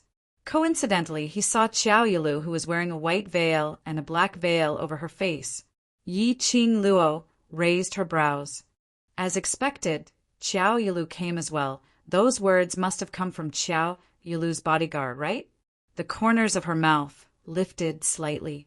He was afraid that Xiao Yilu would be disappointed again. Yi Qing Luo's expression didn't change in the slightest when she was facing everyone's accusations. She leaned over and whispered in the woman's ear, "Is it too cold and itchy? You can't stand it anymore?" The woman's voice trembled as she said, If I hold on a little longer, will I be able to recover better?" Chapter 36. Yi Qing Luo paused and continued, "Although the longer you use the beauty cream, the better it will be for your face. But if you force yourself to endure it, there will be some effects." The lady's hand clenched tightly. She had been restraining herself from scratching her face. She remained silent for a while, probably because she heard Yi Qing Luo's words, or probably because she couldn't hold it in any longer. She said in a trembling voice, I can't take it any more." Yi Qing Luo held the lady's hand and looked sideways at Xiao Yinan. "Please help me get a basin of water."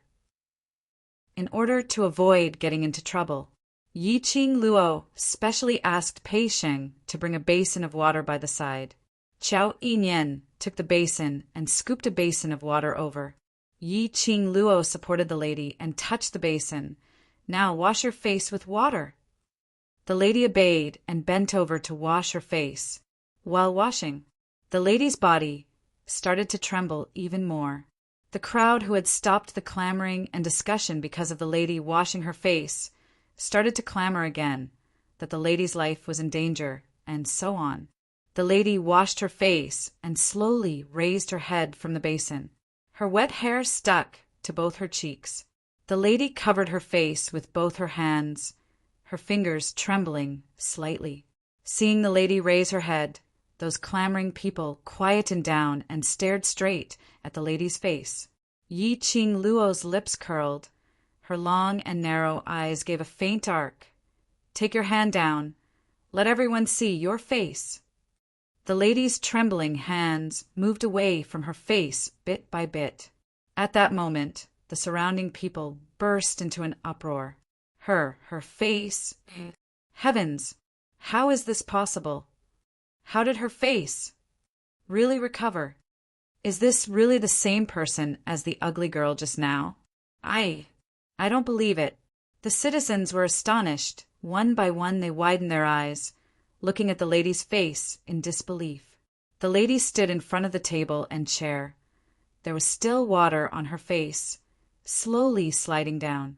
Her face, which was originally full of scars, was filled with scars.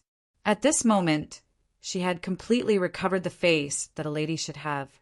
Her facial features were regular, her skin fair and delicate, although there were still some faint scars on her face. But those were not too obvious. In short, after the potholes of rotten flesh on his face were removed, he turned around. The woman became much more beautiful and charming. The citizens couldn't believe their eyes. Especially, they had witnessed with their own eyes the woman with such a terrifying face had regained her smooth and tender skin.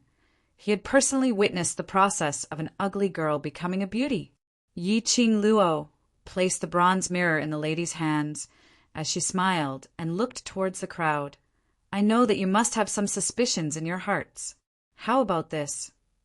I'll find 2 people as representatives to check if this young lady's face is real or fake." Everyone immediately expressed their desire to be a representative. They all wanted to see for themselves whether this magical cream was real or not. Yi Qing Luo rubbed her chin and said, "I can't just randomly find one. Otherwise, if you insist that you're the one who hired the treasure house, then it won't be clear." Her gaze swept across the crowd. Suddenly, her slender white hand pointed in a certain direction. "Why don't I trouble the Empyrean fairy to help me examine it?" The direction which Yi Qing Luo was pointing at was exactly the direction where Qiao Yilu was standing. Everyone looked towards the direction that Yi Qing Luo was pointing at. When he saw Qiao Yilu, Chapter 36-37, Qiao Yilu's eyes were gloomy like a sharp blade as she stared coldly at Yi Qing Luo. Yi Qing Luo didn't seem to notice her steely expression as she smiled even more brilliantly. "Mysterious maiden, what do you think?" The hearts of the onlookers were thumping non-stop. They were very clear. The grudge between Bao and Princess Yulu, and they were very clear about the bet regarding the auction, especially when the citizens were well aware of it. Yesterday's gossip was related to Princess Yulu. Now, Di Luo directly asked Princess Yulu to check on that lady's face, to see if it was real or fake, to check the authenticity of the beauty ointment. This meant that Di Luo had full confidence in the facial beauty ointment. As long as Princess Lu confirmed that the lady's face had really recovered to normal skin. The efficacy of the beauty ointment was absolutely not fake. Under the hopeful gazes of the citizens, Qiao Yulu clenched her fists tightly as she walked out slowly under the escort of her guards. She raised her head slightly with an arrogant look as her voice was slightly cold. "How do you want me to check?" Yi Qing Luo smiled as she shook her head. "Mysterious maiden, don't be anxious. We still need to find another one." Her gaze took a look at the crowd. She walked directly towards the front of the crowd, towards a plain-looking man who was about 40 years old. "Uncle Lu, can I trouble you to personally check on your daughter's face?" The citizens recognized him. That plain-looking man was old Tofu Lu, who sold tofu on the neighboring street. Old Tofu Lu's eyes stared intently at his daughter's face as his eyes were filled with agitation. Under Yi Qing Luo's support, he trembled as he walked to the front of the lady. Old Tofu Lu first touched the lady's face. His action was obviously very light and careful, as though he was testing. He was afraid that if he was not careful, he would ruin his daughter's face, which had finally recovered. Under Yi Qing Luo's guidance, Old Tofu Lu's strength increased slightly. In the end, he confirmed that his daughter's face had indeed recovered to normal. Even the ordinary pinching and rubbing had the feeling of normal skin. Old Tofu Lu was so agitated that tears fell down on the spot, looking at the father and daughter pair, crying together. Everyone's hearts had more or less believed in the beauty ointment's efficacy. Yi Qing Luo smiled as she looked at Xiao Yulu. Mysterious Maiden can also touch Miss Lu's face personally. Xiao Yulu's face darkened. She was the one who had personally used the facial cream. The beauty cream could even restore her face, which had already been corroded. Not to mention an ordinary burn. Di Luo had purposely asked her to come out at this time to check if it was real. It was obvious that he was deliberately making things difficult for her. Xiao Yulu's eyes sunk coldly as she gritted her teeth and stared at Yi Qing Luo. You clearly said yesterday that there's only 10 bottles of beauty cream left. Yi Qing Luo blinked her eyes as she gave an innocent smile. That's right, there were indeed only 10 bottles yesterday. But yesterday's rumors and slanders had a huge impact on our treasure gathering, so I can only try my best to refine another bottle of beauty ointment to clear up our treasure gathering's name. She paused for a moment, and her long and narrow eyes curved, revealing a hint of mischief. After all, this is the cream that even the Empyrean fairy wants. If I were to be influenced by the gossip, wouldn't that be mocking the taste of the Empyrean fairy? Are you fooling me? Xiao Yulu was so infuriated by Yi Qing Luo's words that she almost threw up blood. Her entire body's muscles tightened into a ball as her gaze turned icy cold. Leave the rest of that bottle of beauty cream to me. I will testify on behalf of that ugly woman. Chapter 30, 638. Xiao Yulu's eyes turned cold. Yi Qing Luo continued to smile. The beauty cream's effect cannot be faked.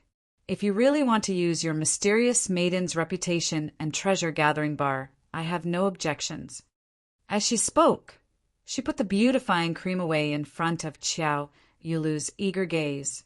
Of course, if the mystic fairy has made up her mind not to bid for the beautifying cream at the auction, I wouldn't mind the mystic fairy and the treasure-gathering alliance fighting. Yi Qing Luo's words had completely blocked Xiao Yulu's way out. How could Xiao Yulu not want the beauty cream? Her face was totally different from old man Lu's tofu daughter's scalded wounds.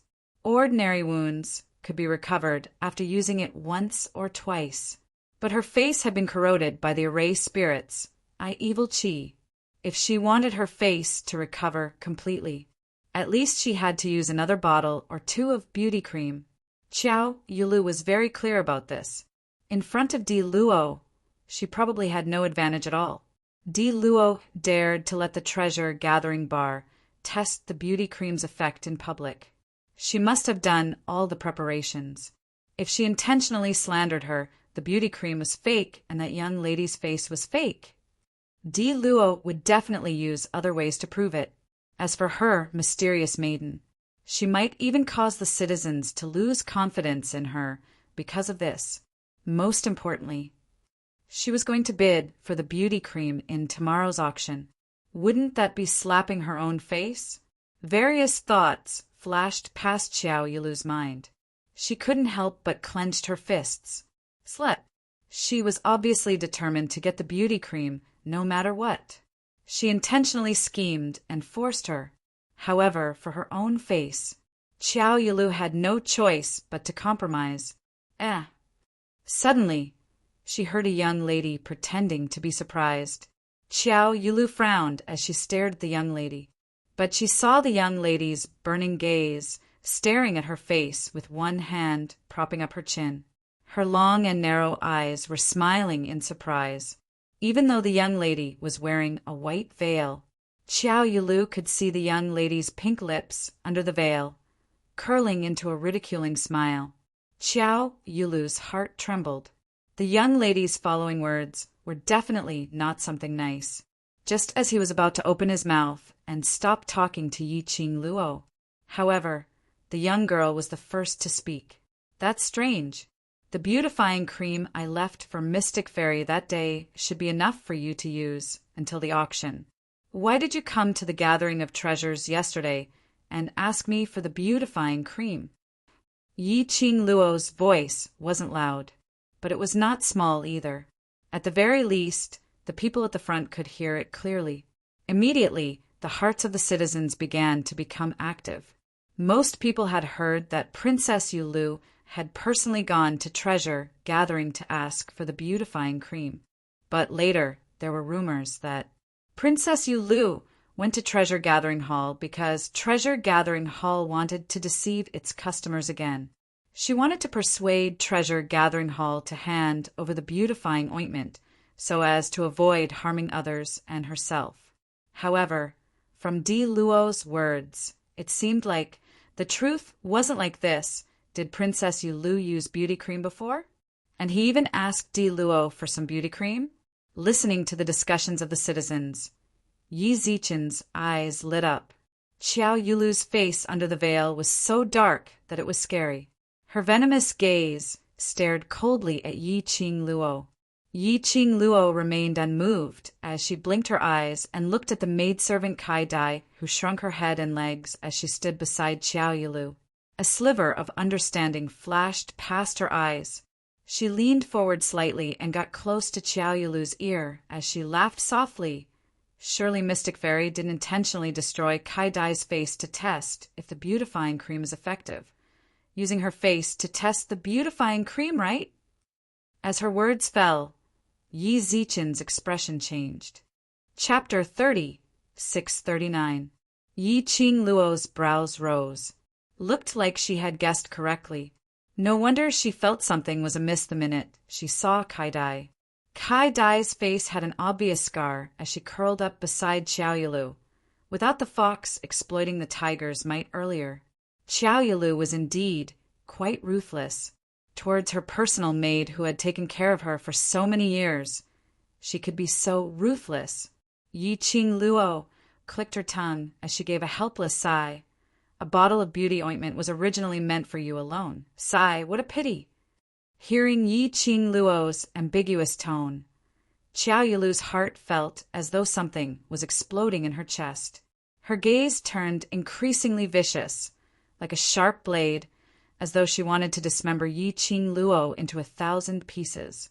However, Yi Qing Luo's expression didn't change at all.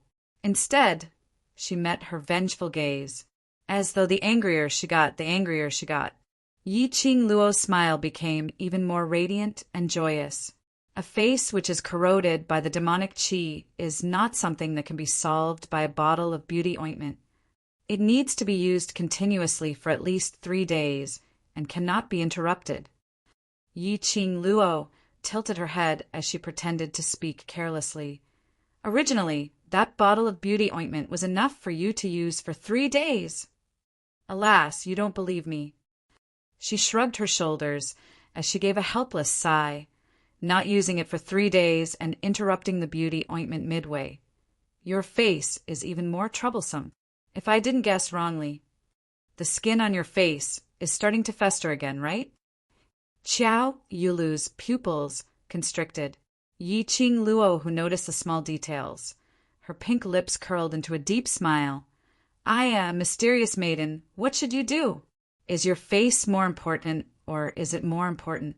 This is really a difficult choice.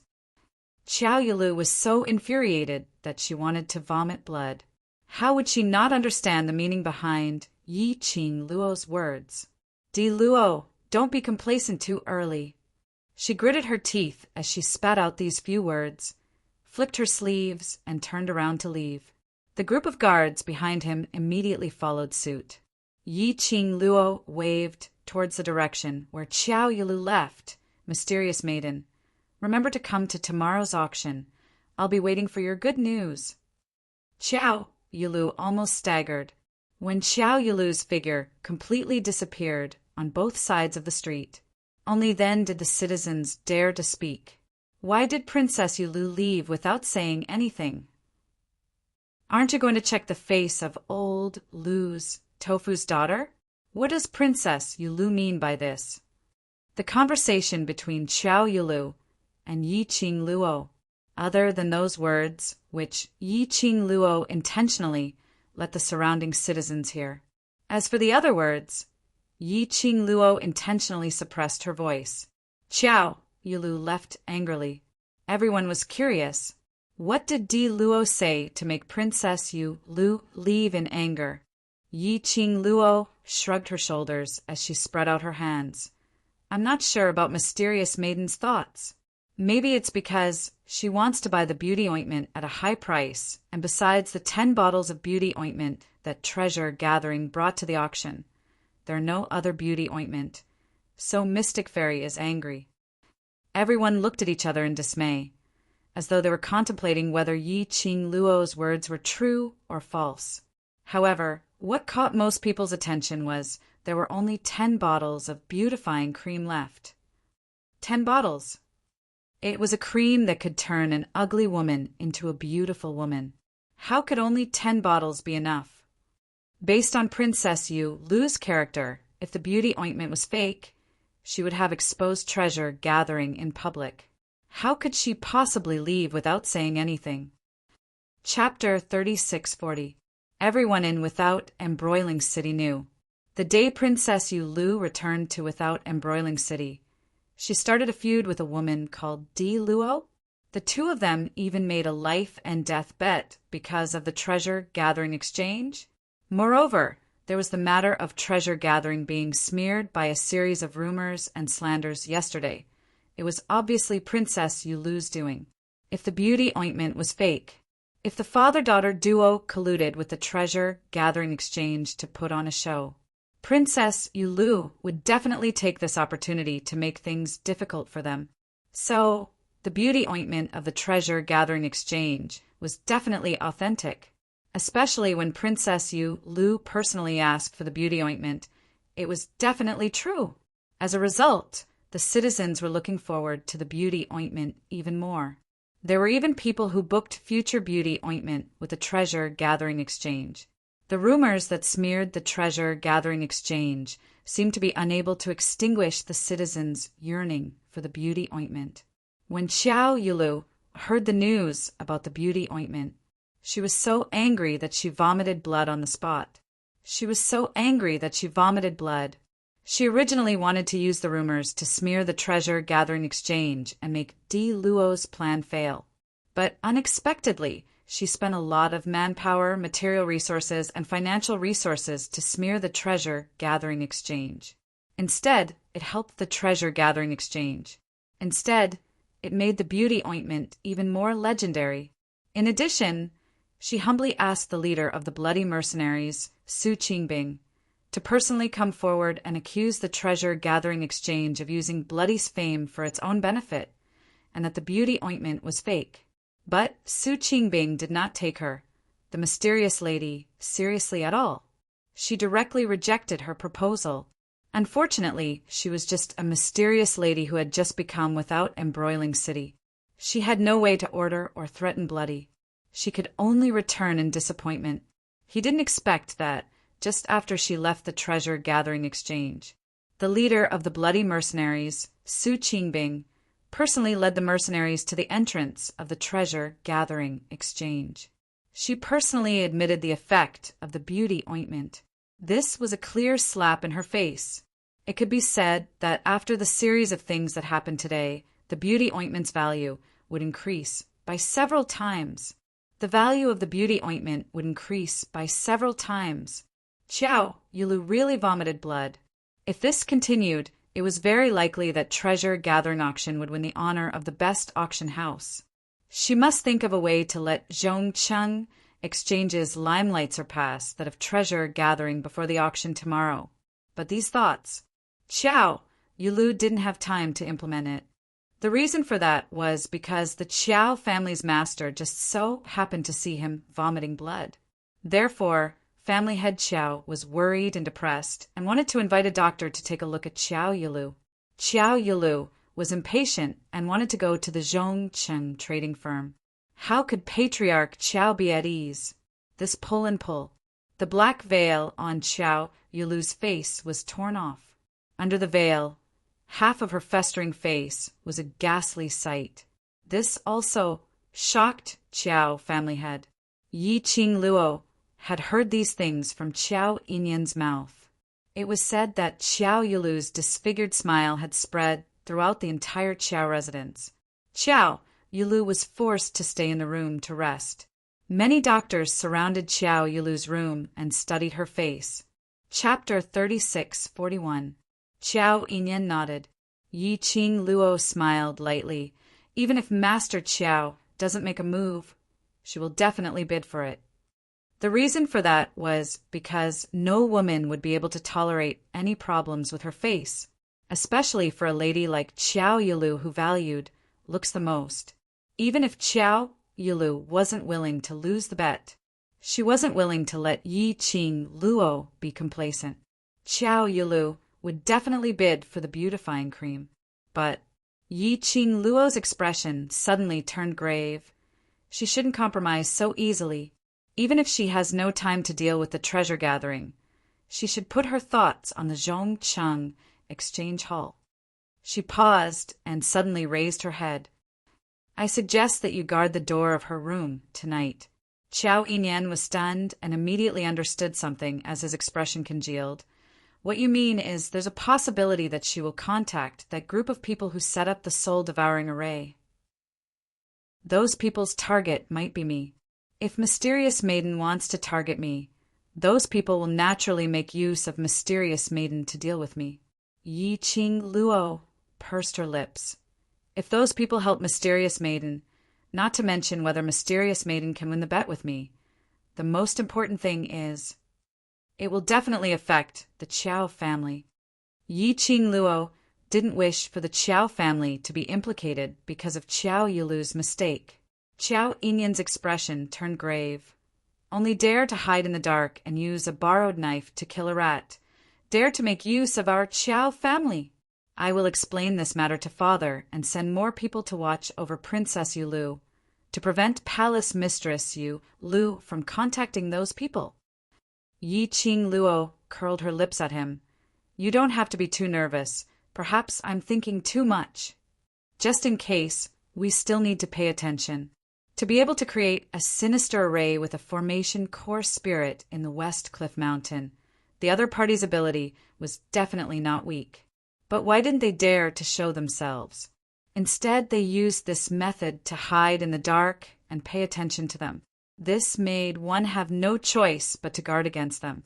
Qiao Yinyan stood up with a heavy expression as he prepared to leave the treasure gathering exchange hall. Looking at Qiao Yinyan's back view, Yi Qing Luo's eyelashes fluttered as she suddenly said, Yinyan seems... You've never asked why. Qiao Yinyan stopped in his tracks. After a moment of silence, he turned around. Yi Qing Luo met his gaze and spoke out softly. You should be able to guess that those people's identities and abilities aren't weak. Aren't you curious why they would target me when I'm just an ordinary person? It seemed like ever since she met Qiao Yinyan. No matter what happened to her, Qiao Yinyan was not curious even once. If it was her, she would definitely be suspicious. It was just like after she saw that Pei Sheng was not affected by the soul-devouring array. She had some speculations about Pei Sheng. However, Qiao Yinyan had never been surprised by what had happened to her. A warm smile slowly appeared on Qiao Yinyan's handsome face. It made her elegant face look even more ethereal. His thin lips moved, and he said word by word with a smile, When you are willing to speak, I will listen. In short, I believe you. Yi Qing Luo was stunned. Qiao Yinyan had an inexplicable good impression of her, and a few times of unconditional help. She really couldn't understand Qiao Yinyan's feelings for her, if she said that Qiao Yinyan liked her. But to tell the truth, she really didn't feel that Qiao Yinyan liked her, if she said that he didn't. Chapter 36:42. Yi Qing Luo sighed. You can't guess a man's thoughts. No matter how you guessed, you wouldn't be able to guess. Then we'll talk about it when I feel like it. Yi Qing Luo waved her hand weakly at him. Go keep an eye on your sister. I'll go take a look at Zixi situation. Forget it. It's better not to ask. If she continued asking, perhaps Qiao Yinyan would flirt with her again. She couldn't possibly ask directly, Hey, do you like me? Don't like me, I have a fiancé? If she really said that, when they meet again, wouldn't it be awkward to death? Most importantly, she wasn't sure. Was Chao Yinyan's feeling towards her the kind of love between a man and a woman? Chao Yinyan returned to the Chao residence and explained to Patriarch Chao about the black-robed men. Patriarch Chao was extremely shocked, but he believed that his son wouldn't lie. So he secretly sent the secret guards to guard Chao Yulu's door tightly. Nothing happened that night. Only the Chao family didn't know. Chao Yulu was in a flustered and exasperated state, using a pen to poke the paper which was filled with Di Luo's name, cursing Di Luo venomously. When a light breeze blew past, her eyes suddenly turned blurry and she laid sprawled on the table unconscious. From the secret guard's point of view, Chao Yulu seemed to be tired of cursing and laid on the table to rest. The current Chao Yulu's consciousness had fallen into a temporary darkness.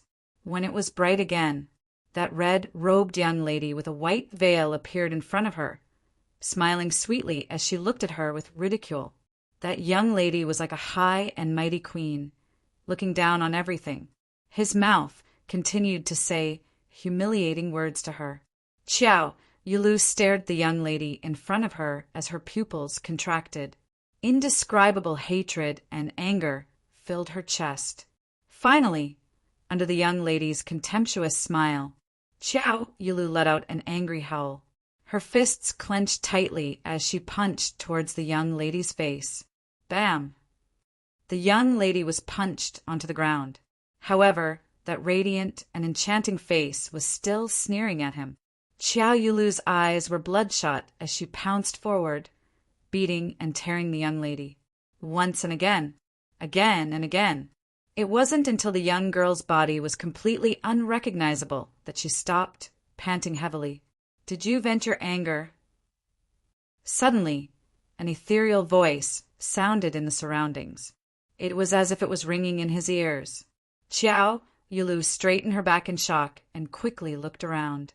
If you think that's the best way to vent your anger, I can help you make the real imperial fall look like this.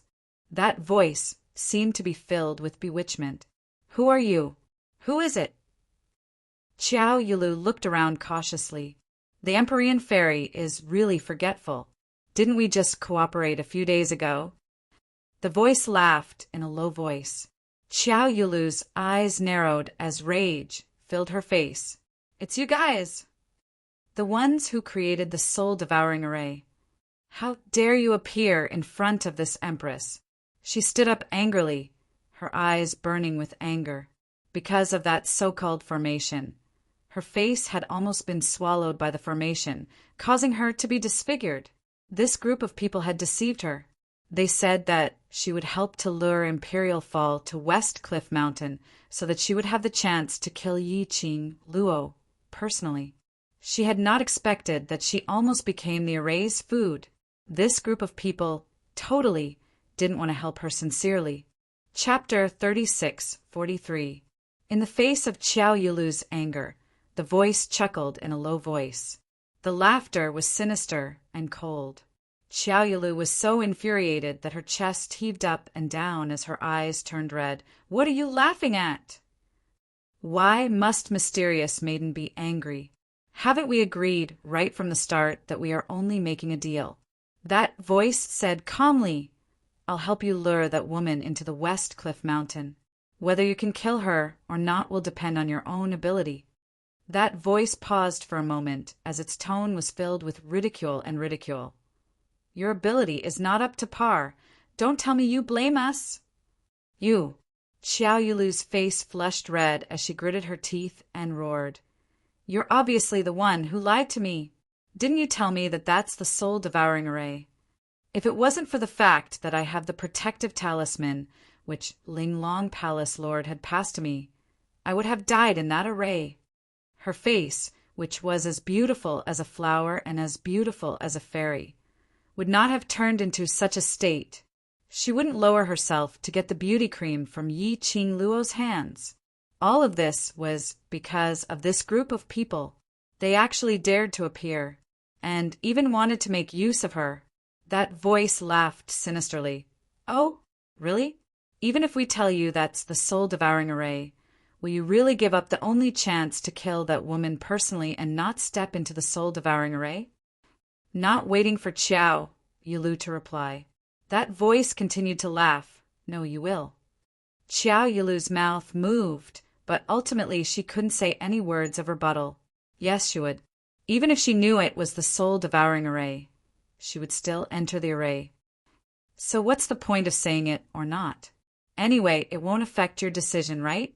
The voice chuckled again. Qiao Yulu's brows creased tightly as she felt that something was amiss.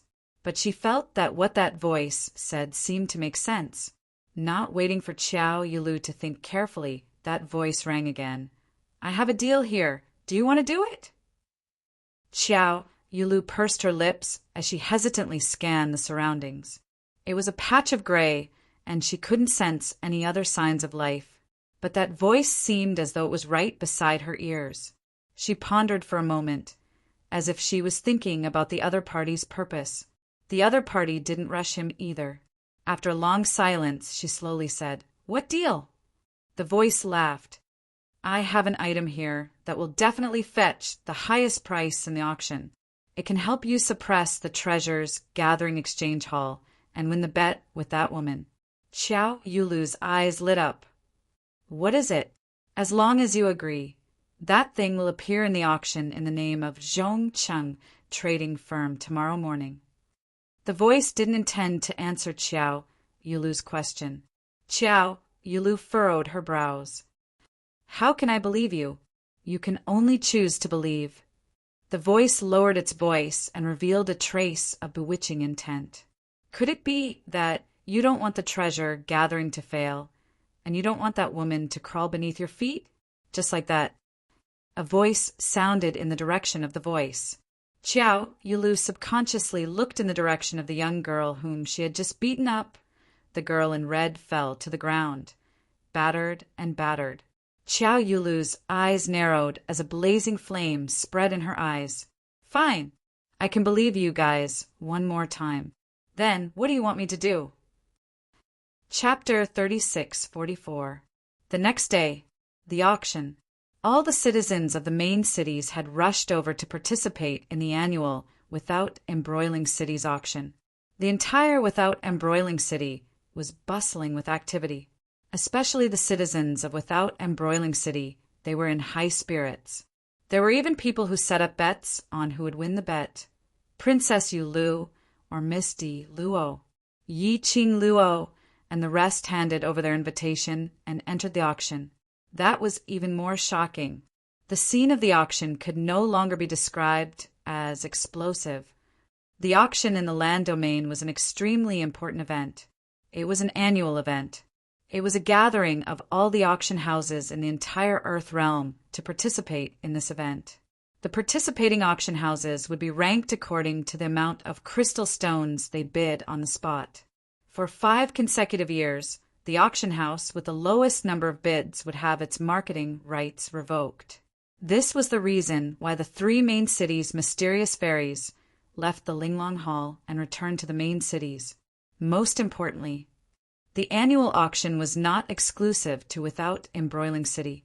It was for the 3 main cities to compete for the right to host the auction. This was similar to the Olympic Games. Which country would it be held in? It was extremely significant. This year, Without Embroiling City had won the right to host the auction. This made City Lord Lu extremely excited. The auction would be held in the main city of Without Embroiling City at the venue. Without Embroiling City was the largest venue in Without Embroiling City. It was used to receive outsiders and VIPs from the upper realm. After Yi Qing Luo walked into Without Embroiling City, she estimated that it could accommodate at least 30,000 people. This venue was divided into 2 floors. The first floor was the reception hall.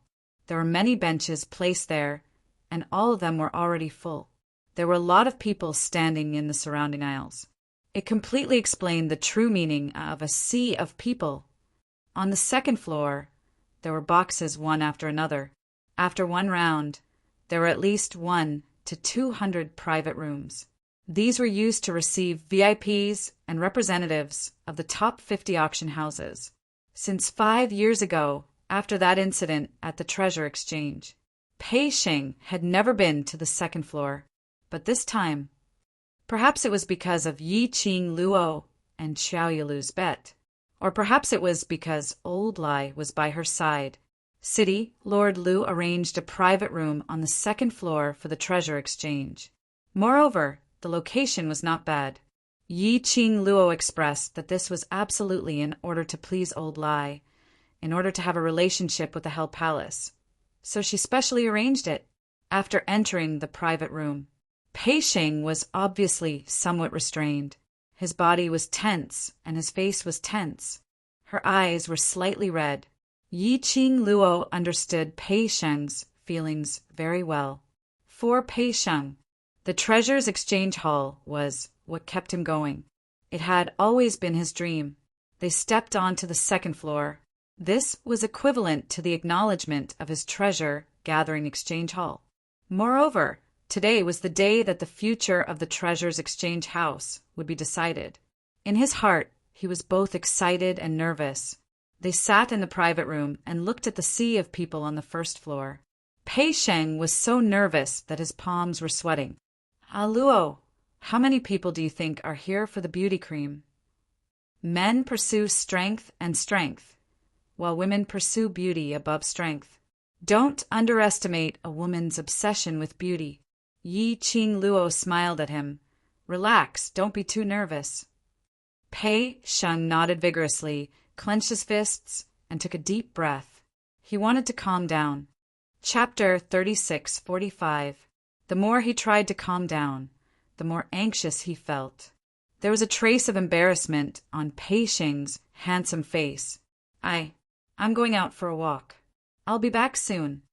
Looking at the embarrassed look in the man's eyes, Yi Qing Luo knew that too. This kid was probably so nervous that he wanted to go to the toilet.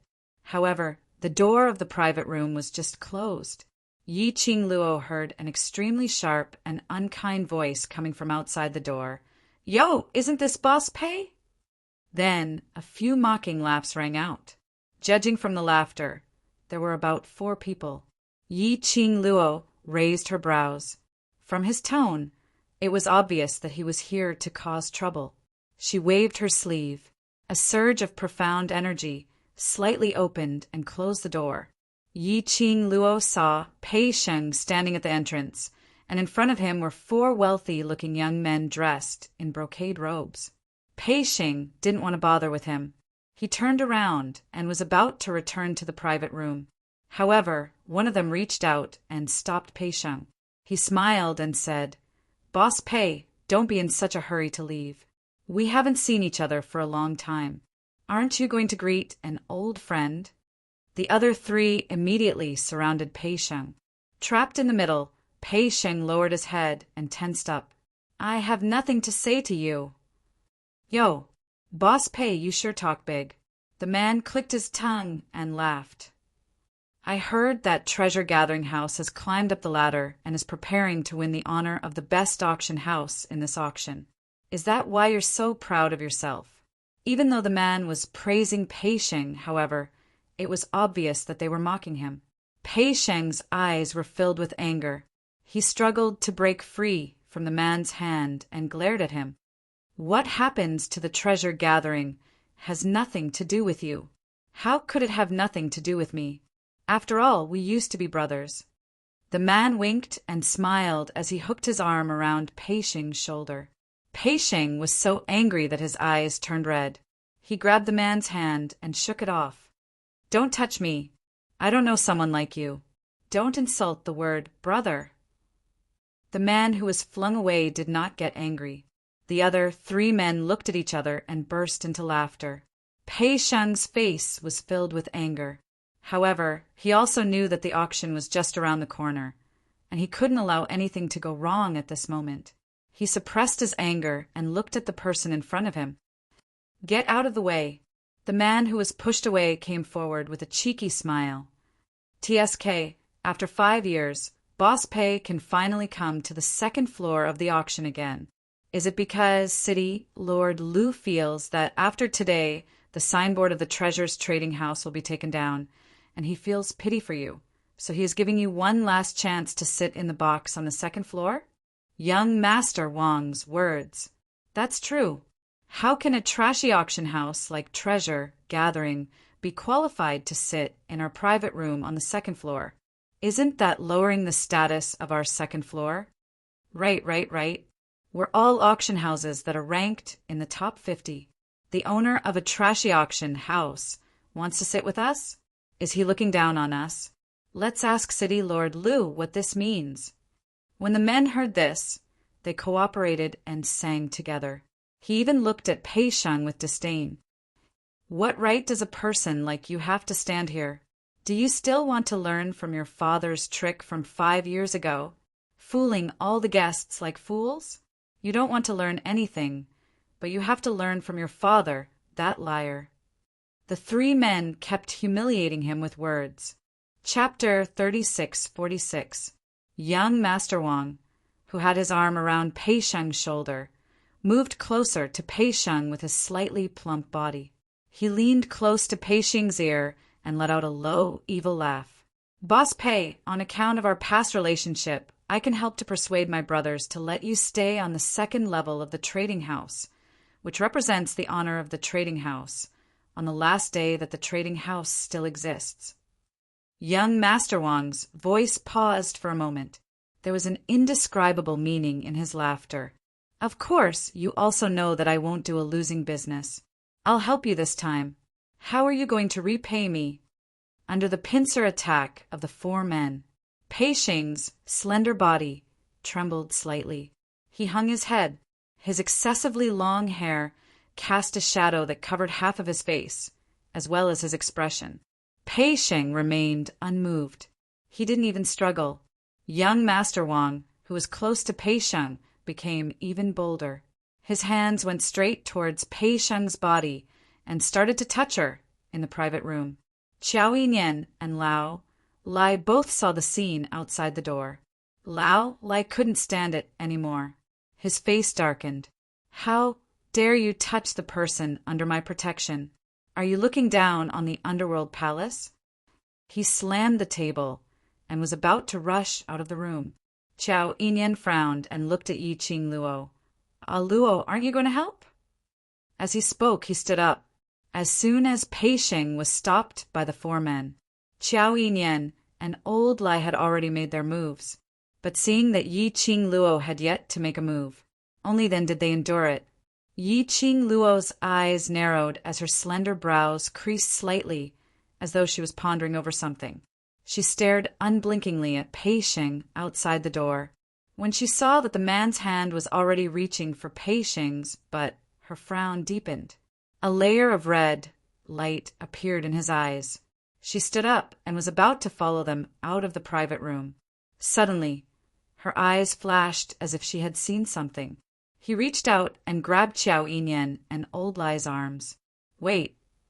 The two of them stopped and turned their heads towards Yi Qing Luo in puzzlement. Was he not going to help Pei Sheng? If he still didn't make a move, Pei Sheng was about to be molested by a man. Yi Qing Luo's gaze was fixed on the front as she said, word by word, "Look." Just then, a bang sound of collision rang out. What followed was a blood-curdling scream. The two of them looked over at the same time. In the next instant, his pupils unconsciously dilated. His mouth also unconsciously opened wide. They saw. At the door, Pei Sheng, who looked like a little lamb that had been bullied, reached out and grabbed the hand that was still moving down her waist. Kacha!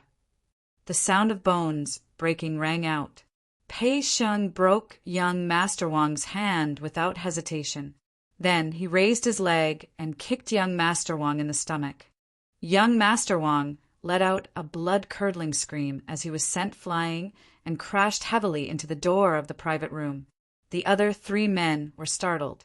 He didn't expect Pei Sheng to make a move. Furthermore, it possessed such great power. He was still in a daze. Another man was punched directly in the face. The tip of his nose turned sour, and a stream of heat flowed down continuously. Following that, Pei Sheng executed another set of beautiful and smooth fighting moves and pressed the other 3 men onto the ground. That battle power was really dumbfounding. Even Old Lai and Xiao Yinyan, who had been interacting with Pei Sheng these few days, were shocked. Is this Brother Pei? Xiao Yinyan asked in shock. Chapter 36:47. What made the 2 of them dumbfounded was even more surprising. After Pei Sheng knocked down the 3 men, he walked directly towards one of them. He pulled that man who was crying out in pain and punched that man's face.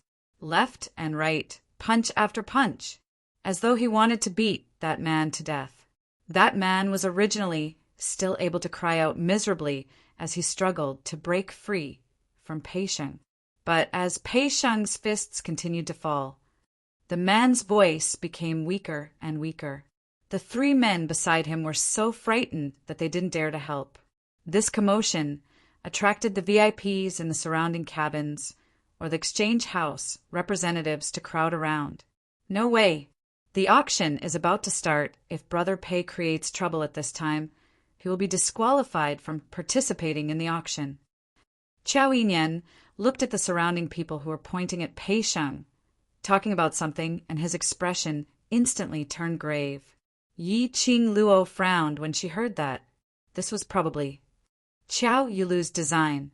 She intentionally wanted to provoke Pei Sheng, using the auction's rules to disqualify them from participating in the auction.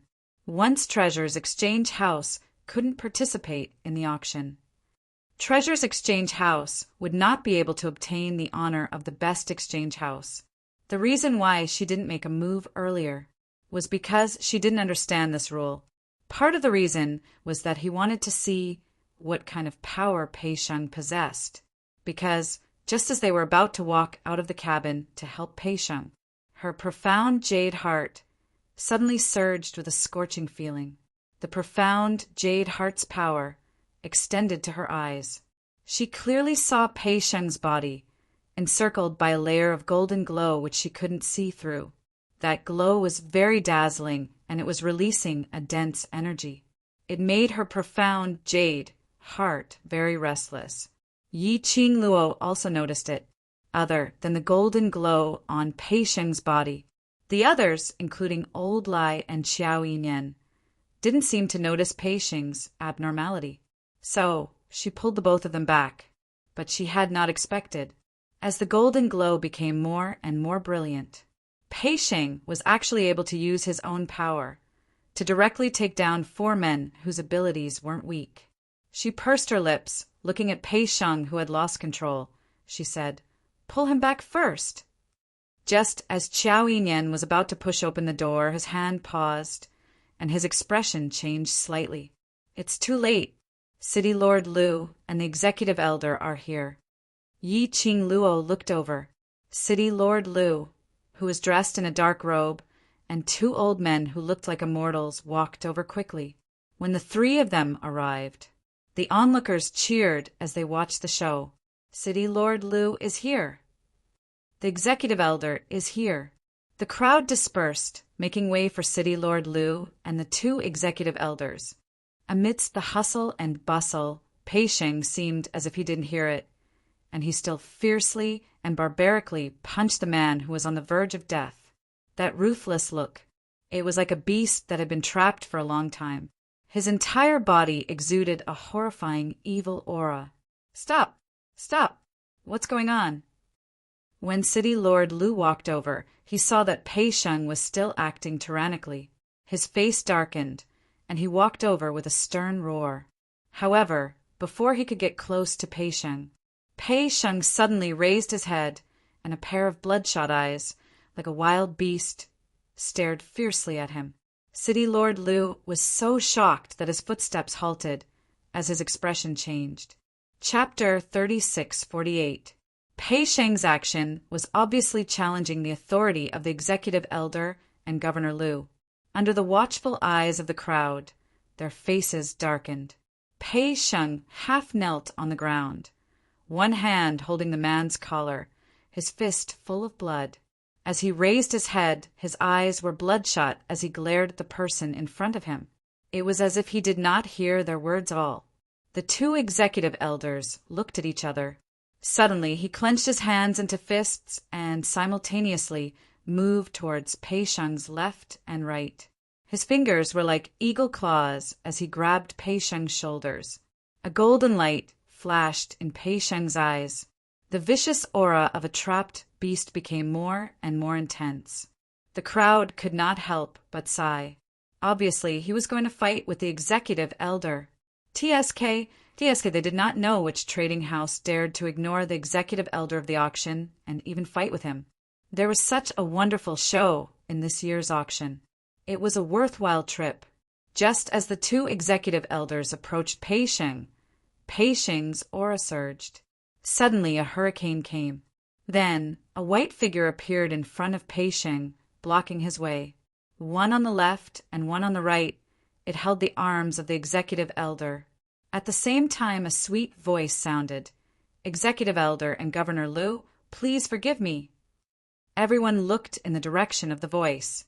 A figure that looked like a raging flame slowly approached Pei Sheng.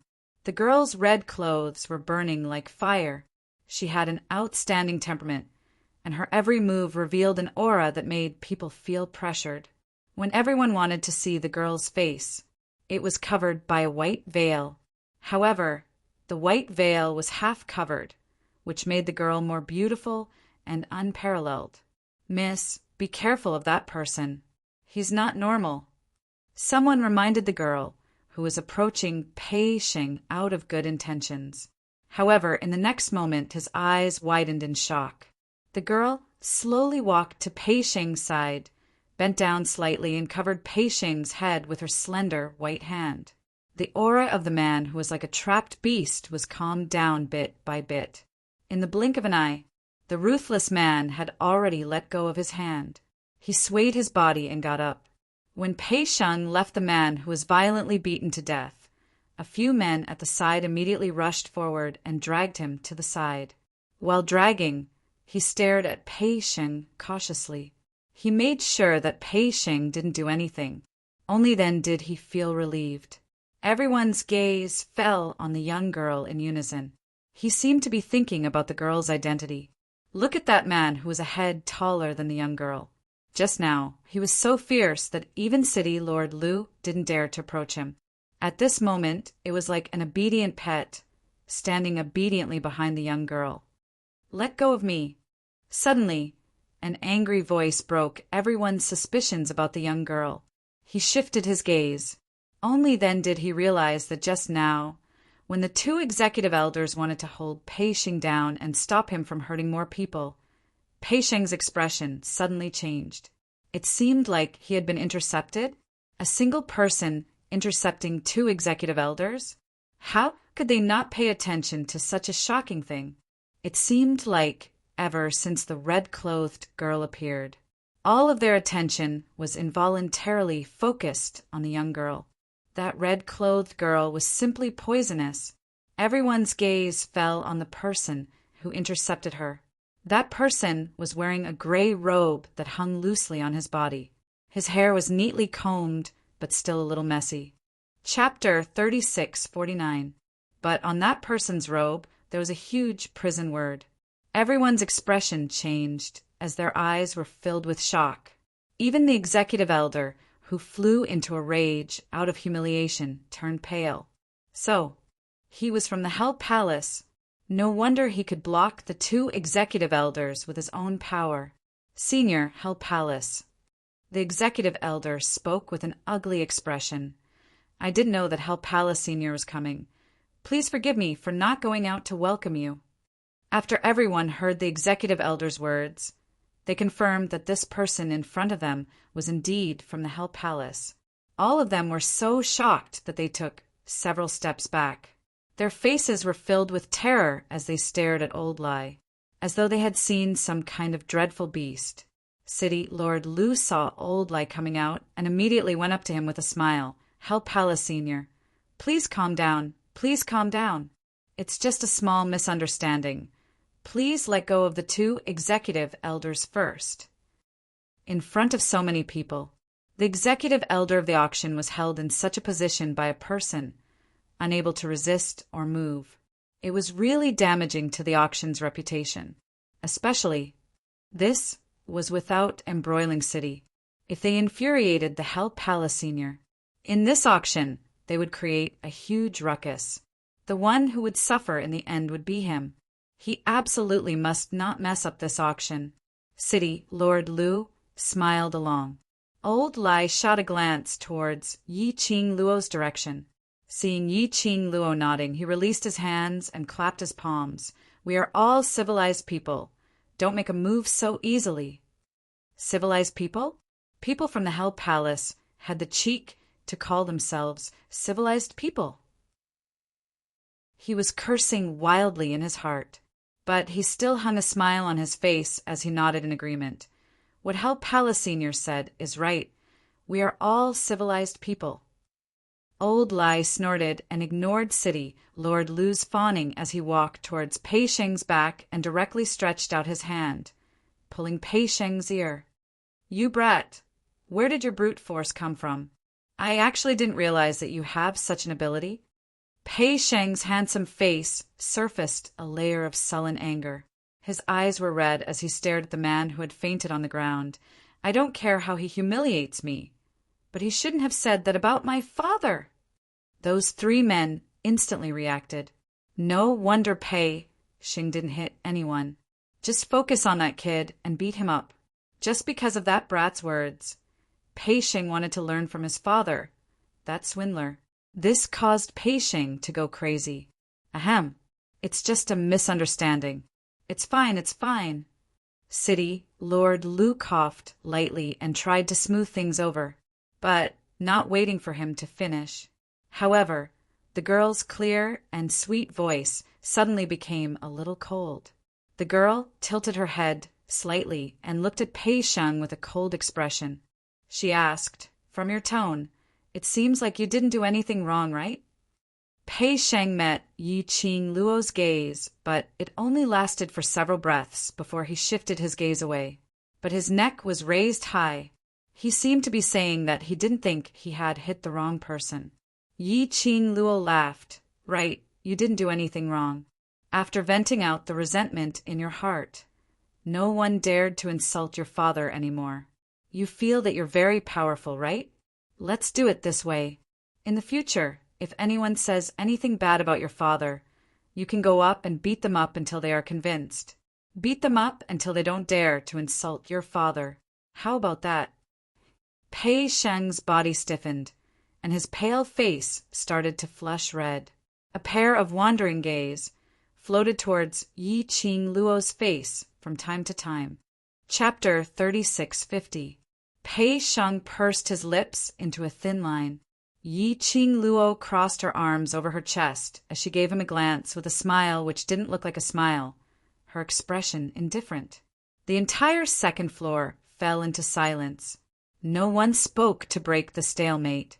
The atmosphere was getting heavier and heavier. It made everyone feel a little oppressed in their hearts. However, City Lord Lu did not say anything. The executive elder did not say anything. The senior from the underworld palace didn't say anything. The others didn't dare to make a sound. There was a moment of silence. Pei Sheng couldn't take the pressure. He lowered his head and said in a low voice, I'm sorry. I was wrong. You're not wrong. How could you be wrong? Yi Qing Luo chuckled. Her attitude was cold. Pei Sheng's body trembled and he bent down. Luo, I'm sorry. I know I was wrong. I was really wrong. Yi Qing Luo squinted her eyes as she fixed her gaze on Pei Sheng for some time before she opened her mouth faintly. Then tell me, where did you go wrong? Pei Sheng's body stiffened again. He did not reply. Yi Qing Luo took a glance at old Lai. Lao Lai understood. He put his arm around Pei Sheng's shoulder and helped him up. Pei Sheng straightened his back. A pair of wandering eyes met with Yi Qing Luo's slightly indifferent eyes. There's no need for you to apologize to me. If you feel that you're not wrong, then you're not wrong. Yi Qing Luo looked at him as she replied indifferently. Pei Sheng looked into her eyes. There seemed to be something surging in his heart. After a moment, he forcefully closed his eyes and said very slowly, I know I was wrong. I shouldn't have been so impulsive. I shouldn't have used the future of treasure gathering just to vent my anger. The expression on Pei Sheng's face was complicated. I know what you mean, Luo. You want me to face everything calmly and not be led by the nose by others. After he awoke from his rage, Pei Sheng knew that he was too impulsive. However, he did not regret it, because he would never allow anyone to insult his father. But, facing Yi Qing Luo's flat tone of questioning, however, he couldn't confidently say something like, I know I was wrong, but I don't regret it. He knew. What Yi Qing Luo said was because she was angry. She was angry that he had acted so rashly despite knowing the rules of the auction. With this, the treasures gathering exchange didn't have the qualifications to participate in the auction at all. His impulsiveness had not only harmed the treasure exchange, and also harmed Yi Qing Luo. This realization made Pei Sheng feel even more guilty. I should have remembered your words. I should have used my actions to prove treasure gathering society's name instead of acting rashly, but it had already happened. The people he had beaten up were the young masters of 3 of the top 10 trading houses in the trading world. To be able to rank in the top 10 trading houses, the power behind them was not to be underestimated. Those families definitely wouldn't allow treasure gathering to continue participating in the auction. Looking at the guilt on Pei Sheng's face, it was clear that he understood the mistake of his impulsiveness.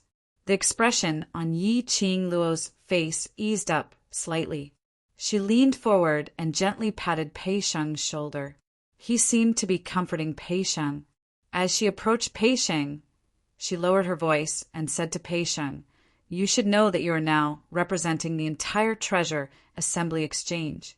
Your every action will be closely watched by others. These 4 people, when the Treasure's trading house was in its prime, you should have been good brothers who talked about everything, right? Chapter 3651. Obviously, she had guessed correctly again. Yi Qing Luo continued. These 4 people should be intentionally invited by Mysterious Maiden to agitate you, to lure you into making a move. In this way, treasure gathering will be removed from the auction. Pei Sheng's pupils suddenly shrank. Then what should we do? Yi Qing Luo raised her brows. Now you know how to be nervous. I was wrong. Pei Sheng lowered his head, his tone full of guilt. Yi Qing Luo released his shoulder and took a deep look at him. Naturally, she couldn't just watch as treasure gathering was removed from the list. Old Lai was here. The auction would most likely give face to the underworld palace. However, Yi Qing Luo felt that Xiao Yilu might not give up so easily. She glanced at Pei Sheng again and sighed. Forget it. This time he would treat it as a lesson for Pei Sheng.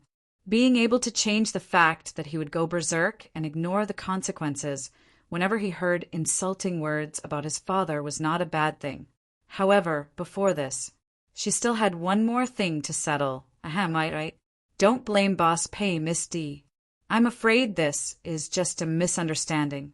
Don't let a misunderstanding affect everyone's relationship.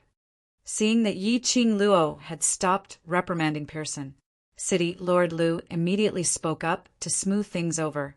Since Di Luo would reprimand Pei Sheng, this meant that Di Luo was trying to resolve this issue. This was an inevitable choice. At this critical juncture, the Treasure's exchange house was in a critical state. If he could avoid causing trouble or standing out, he would try his best to keep a low profile. As long as Di Luo was willing to relent, this matter would definitely be resolved satisfactorily. City Lord Lu heaved a sigh of relief in his heart. Then he looked at the 4 representatives of the auction house with a dignified expression. Since this matter is a misunderstanding, let's shake hands and make peace. Wait for the auction to begin and don't cause any more trouble. The 4 representatives of the trading house were supporting their young masters. When they heard City Lord Lu's words, their faces turned green. He had beaten their young master into a pig's head. How could he say it was a misunderstanding? This was especially true for the representative of the trading firm, who had been beaten to the brink of death and had almost lost half of his life. However, looking at the warning look in Lord Lu's eyes behind City Lord Lu, there were two executive elders with ashen faces. In the end, he kept his mouth shut. They still wanted to participate in the auction. The threat in City Lord Lu's words just now was very obvious. They did not dare to resent City Lord Lu and the executive elder. So he placed all his anger onto the Treasures Exchange Hall, especially on Yi Qing Luo. Seeing that the representatives of the 4 trading houses had tacitly agreed with City Lord Lu's words, City Lord Lu then smiled at Yi Qing Luo, Miss D. He had only spat out 3 words. The girl's cold, mocking voice rang in his ears. Misunderstanding? Who told you that this was a misunderstanding? City Lord Lu was taken aback. What? Yi Qing Luo crossed her arms in front of her chest as she slightly raised her chin and sneered at City Lord Lu. The auction is such a strict and solemn place, and this group of people actually gathered together to bully our Treasures trading house, trying to join hands to chase them away from the 2nd floor. She snorted coldly and slowly took a step forward. He took a step forward. The crowd could only feel an invisible pressure pressing down on them. Yi Qing Luo's lips curled upwards as she sneered. They're only questioning City Lord Lu's arrangements? Does City Lord Lu think that this is a misunderstanding? The faces of the representatives of the 4 trading houses alternated between green and white. Chapter 3652. What gathering a crowd to bully Bao Ju? It was obviously their young master. Yet he was beaten up by Pei Sheng, all right. They swallowed their anger and didn't haggle over it. This young lady actually dared to find trouble with them. One City Lord Lu's expression didn't look too good, although Yi Qing Luo's words seemed to be speaking up for him, teaching those who doubted his authority. But this was obviously, Yi Qing Luo intentionally dragged him into this. Yi Qing Luo had no intention to let these 4 representatives off. Yi Qing Luo's action, which made Pei Sheng slightly astonished. He didn't quite understand. Luo clearly knew that he was in the wrong for beating them up. City Lord Lu and the executive elder didn't pursue the matter and let Bao Ju continue to stay in the auction. This was already the biggest preferential treatment, wasn't it? Pei Sheng looked at Qiao Yinyan in puzzlement, hoping to get an answer. But he saw Qiao Yinyan's puzzled face. But at the next moment, Qiao Yinyan seemed to have thought of something as a smile surfaced on his face. Pei Sheng was puzzled. Qiao Yinyan walked to his side and lightly patted his shoulder as he spoke in a low voice. Earlier, Luo saw the scene of you being bullied by those 4 people outside the door. She is the most protective and can't tolerate anyone bullying her brother in front of her. She is helping you to vent your anger.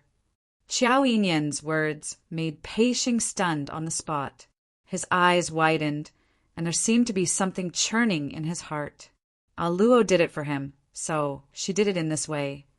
Yi Qing Luo's overbearing manner and her righteous words made the other party unable to say a single word of rebuttal. City Lord Lu tried to interrupt Yi Qing Luo's words several times, but he was interrupted by Yi Qing Luo's extremely fast speed. In the end, City Lord Lu's face was steely green, and when Yi Qing Luo stopped, he asked with a black face, "According to Miss D's meaning, what does Miss D want?" Yi Qing Luo raised her brows as she slightly raised her chin and smiled. Towards this kind of trading house which doesn't know how to respect the auction's rules and also doubts City Lord Lu's decision, I feel that we should directly cancel their right to participate in the auction. The minute Yi Qing Luo's words were heard, the surrounding people started to draw in cold air. The faces of the 4 trading house representatives were livid, and they couldn't help but want to curse angrily. But Yi Qing Luo sighed again, but in this way. The punishment towards them is equivalent to cutting off the trading house's escape route. I'm such a kind-hearted person, so I definitely can't bear to do that." As she spoke, she blinked her charming eyes. With a "I'm pure, I'm kind" expression on her face, she looked at the 4 trading house representatives with a smile. "How about this, aside from apologizing to Treasure Gathering, I'll punish you by disqualifying you from staying in the private rooms on the 2nd floor. All of you can go to the 1st floor and participate in the auction." The representatives of the 4 trading houses looked as if a die that had been opened. The faces of Governor Liu and the executive elder were extremely ugly. The 2 executive elders looked at each other and said solemnly, "This matter is of great importance. Give us some time to consider." Yi Qing Luo shrugged her shoulders. "Take your time to consider. After all, I am so kind." The representatives of the 4 trading houses almost vomited blood as they cursed in their hearts. "Kind my ass!" The executive elder pulled City Lord Liu and walked towards the direction where there were fewer people. Chapter 3653. City Lord Liu shook his head. "I haven't found out her identity yet. What relationship does she have with Hell Palace?" Executive elder's expression was grave. Details that no one else had noticed. Executive elder sensed it. That Hell Palace senior was very obedient to the young lady's words. No matter what he did, he seemed to notice the young lady's expression. As long as the young lady gave a signal, he would immediately take action. One must know. That bunch of lunatics from Hell Palace were known as the most feared lunatics in the Earth realm. That wasn't without reason.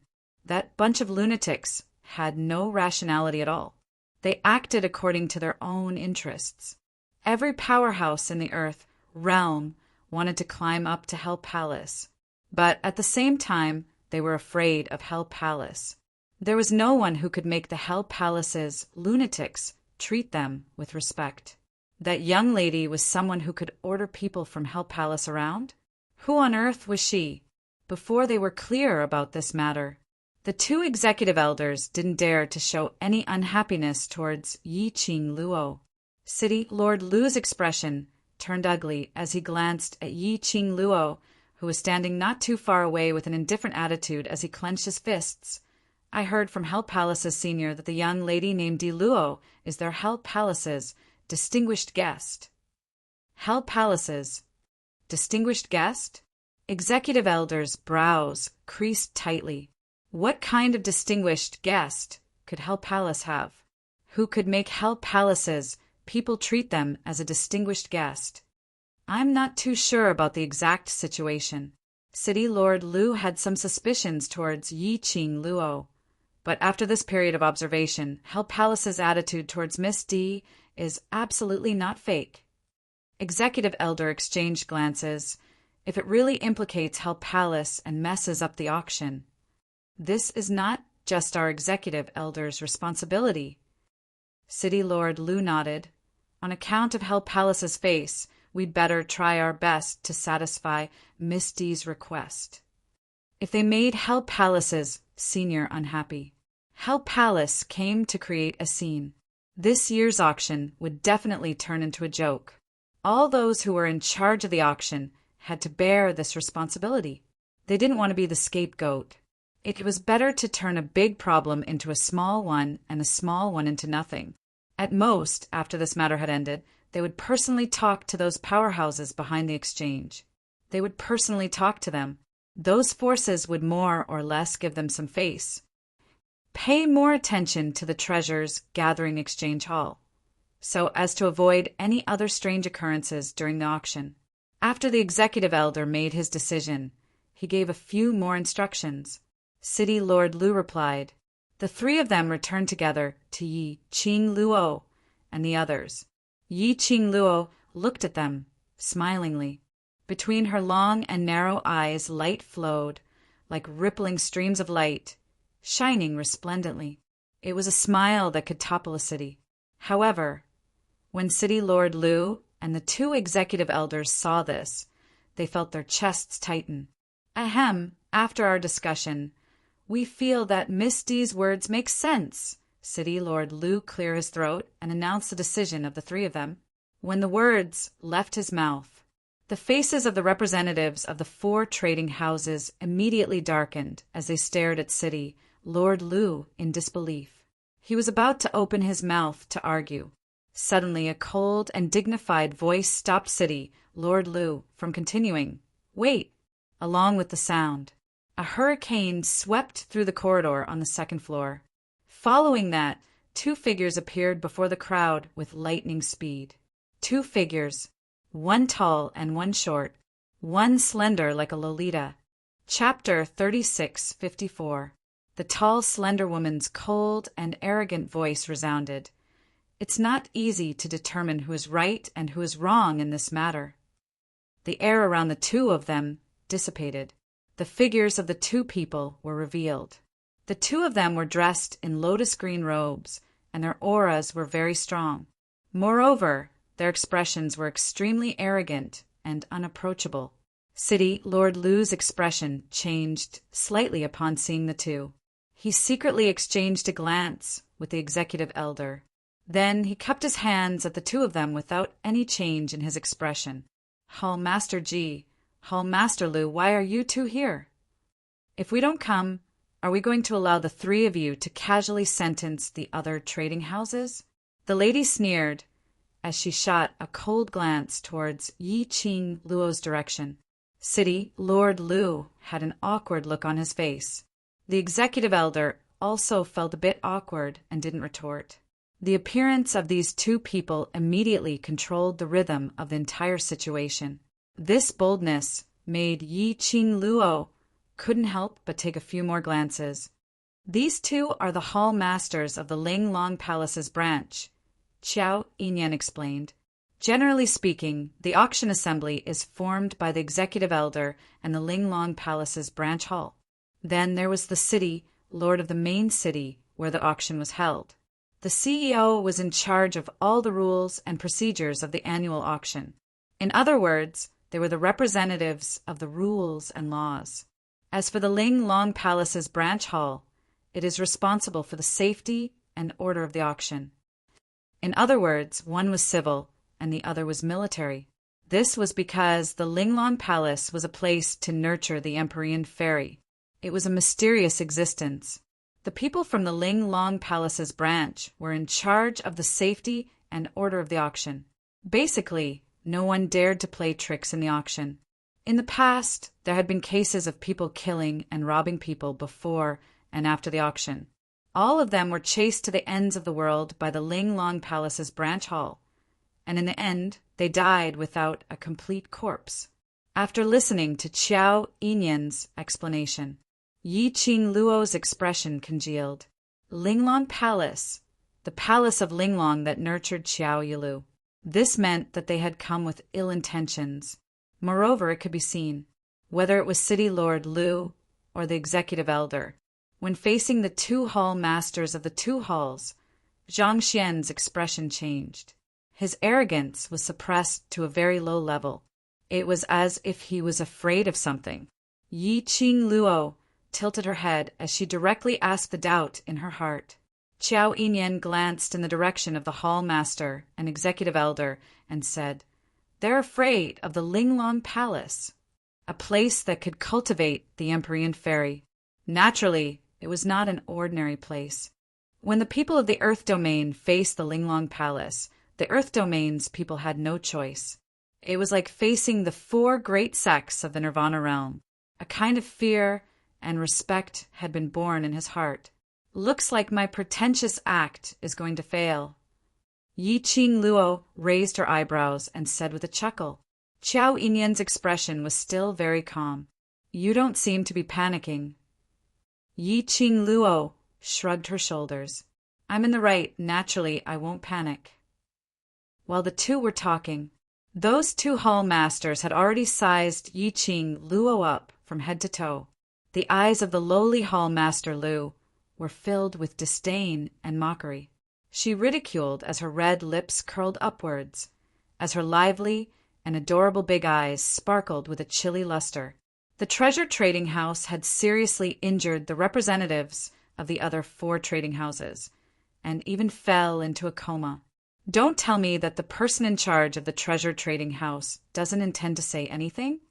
Pei Sheng was locked onto by Hall Master Lu's gaze. His entire person froze on the spot.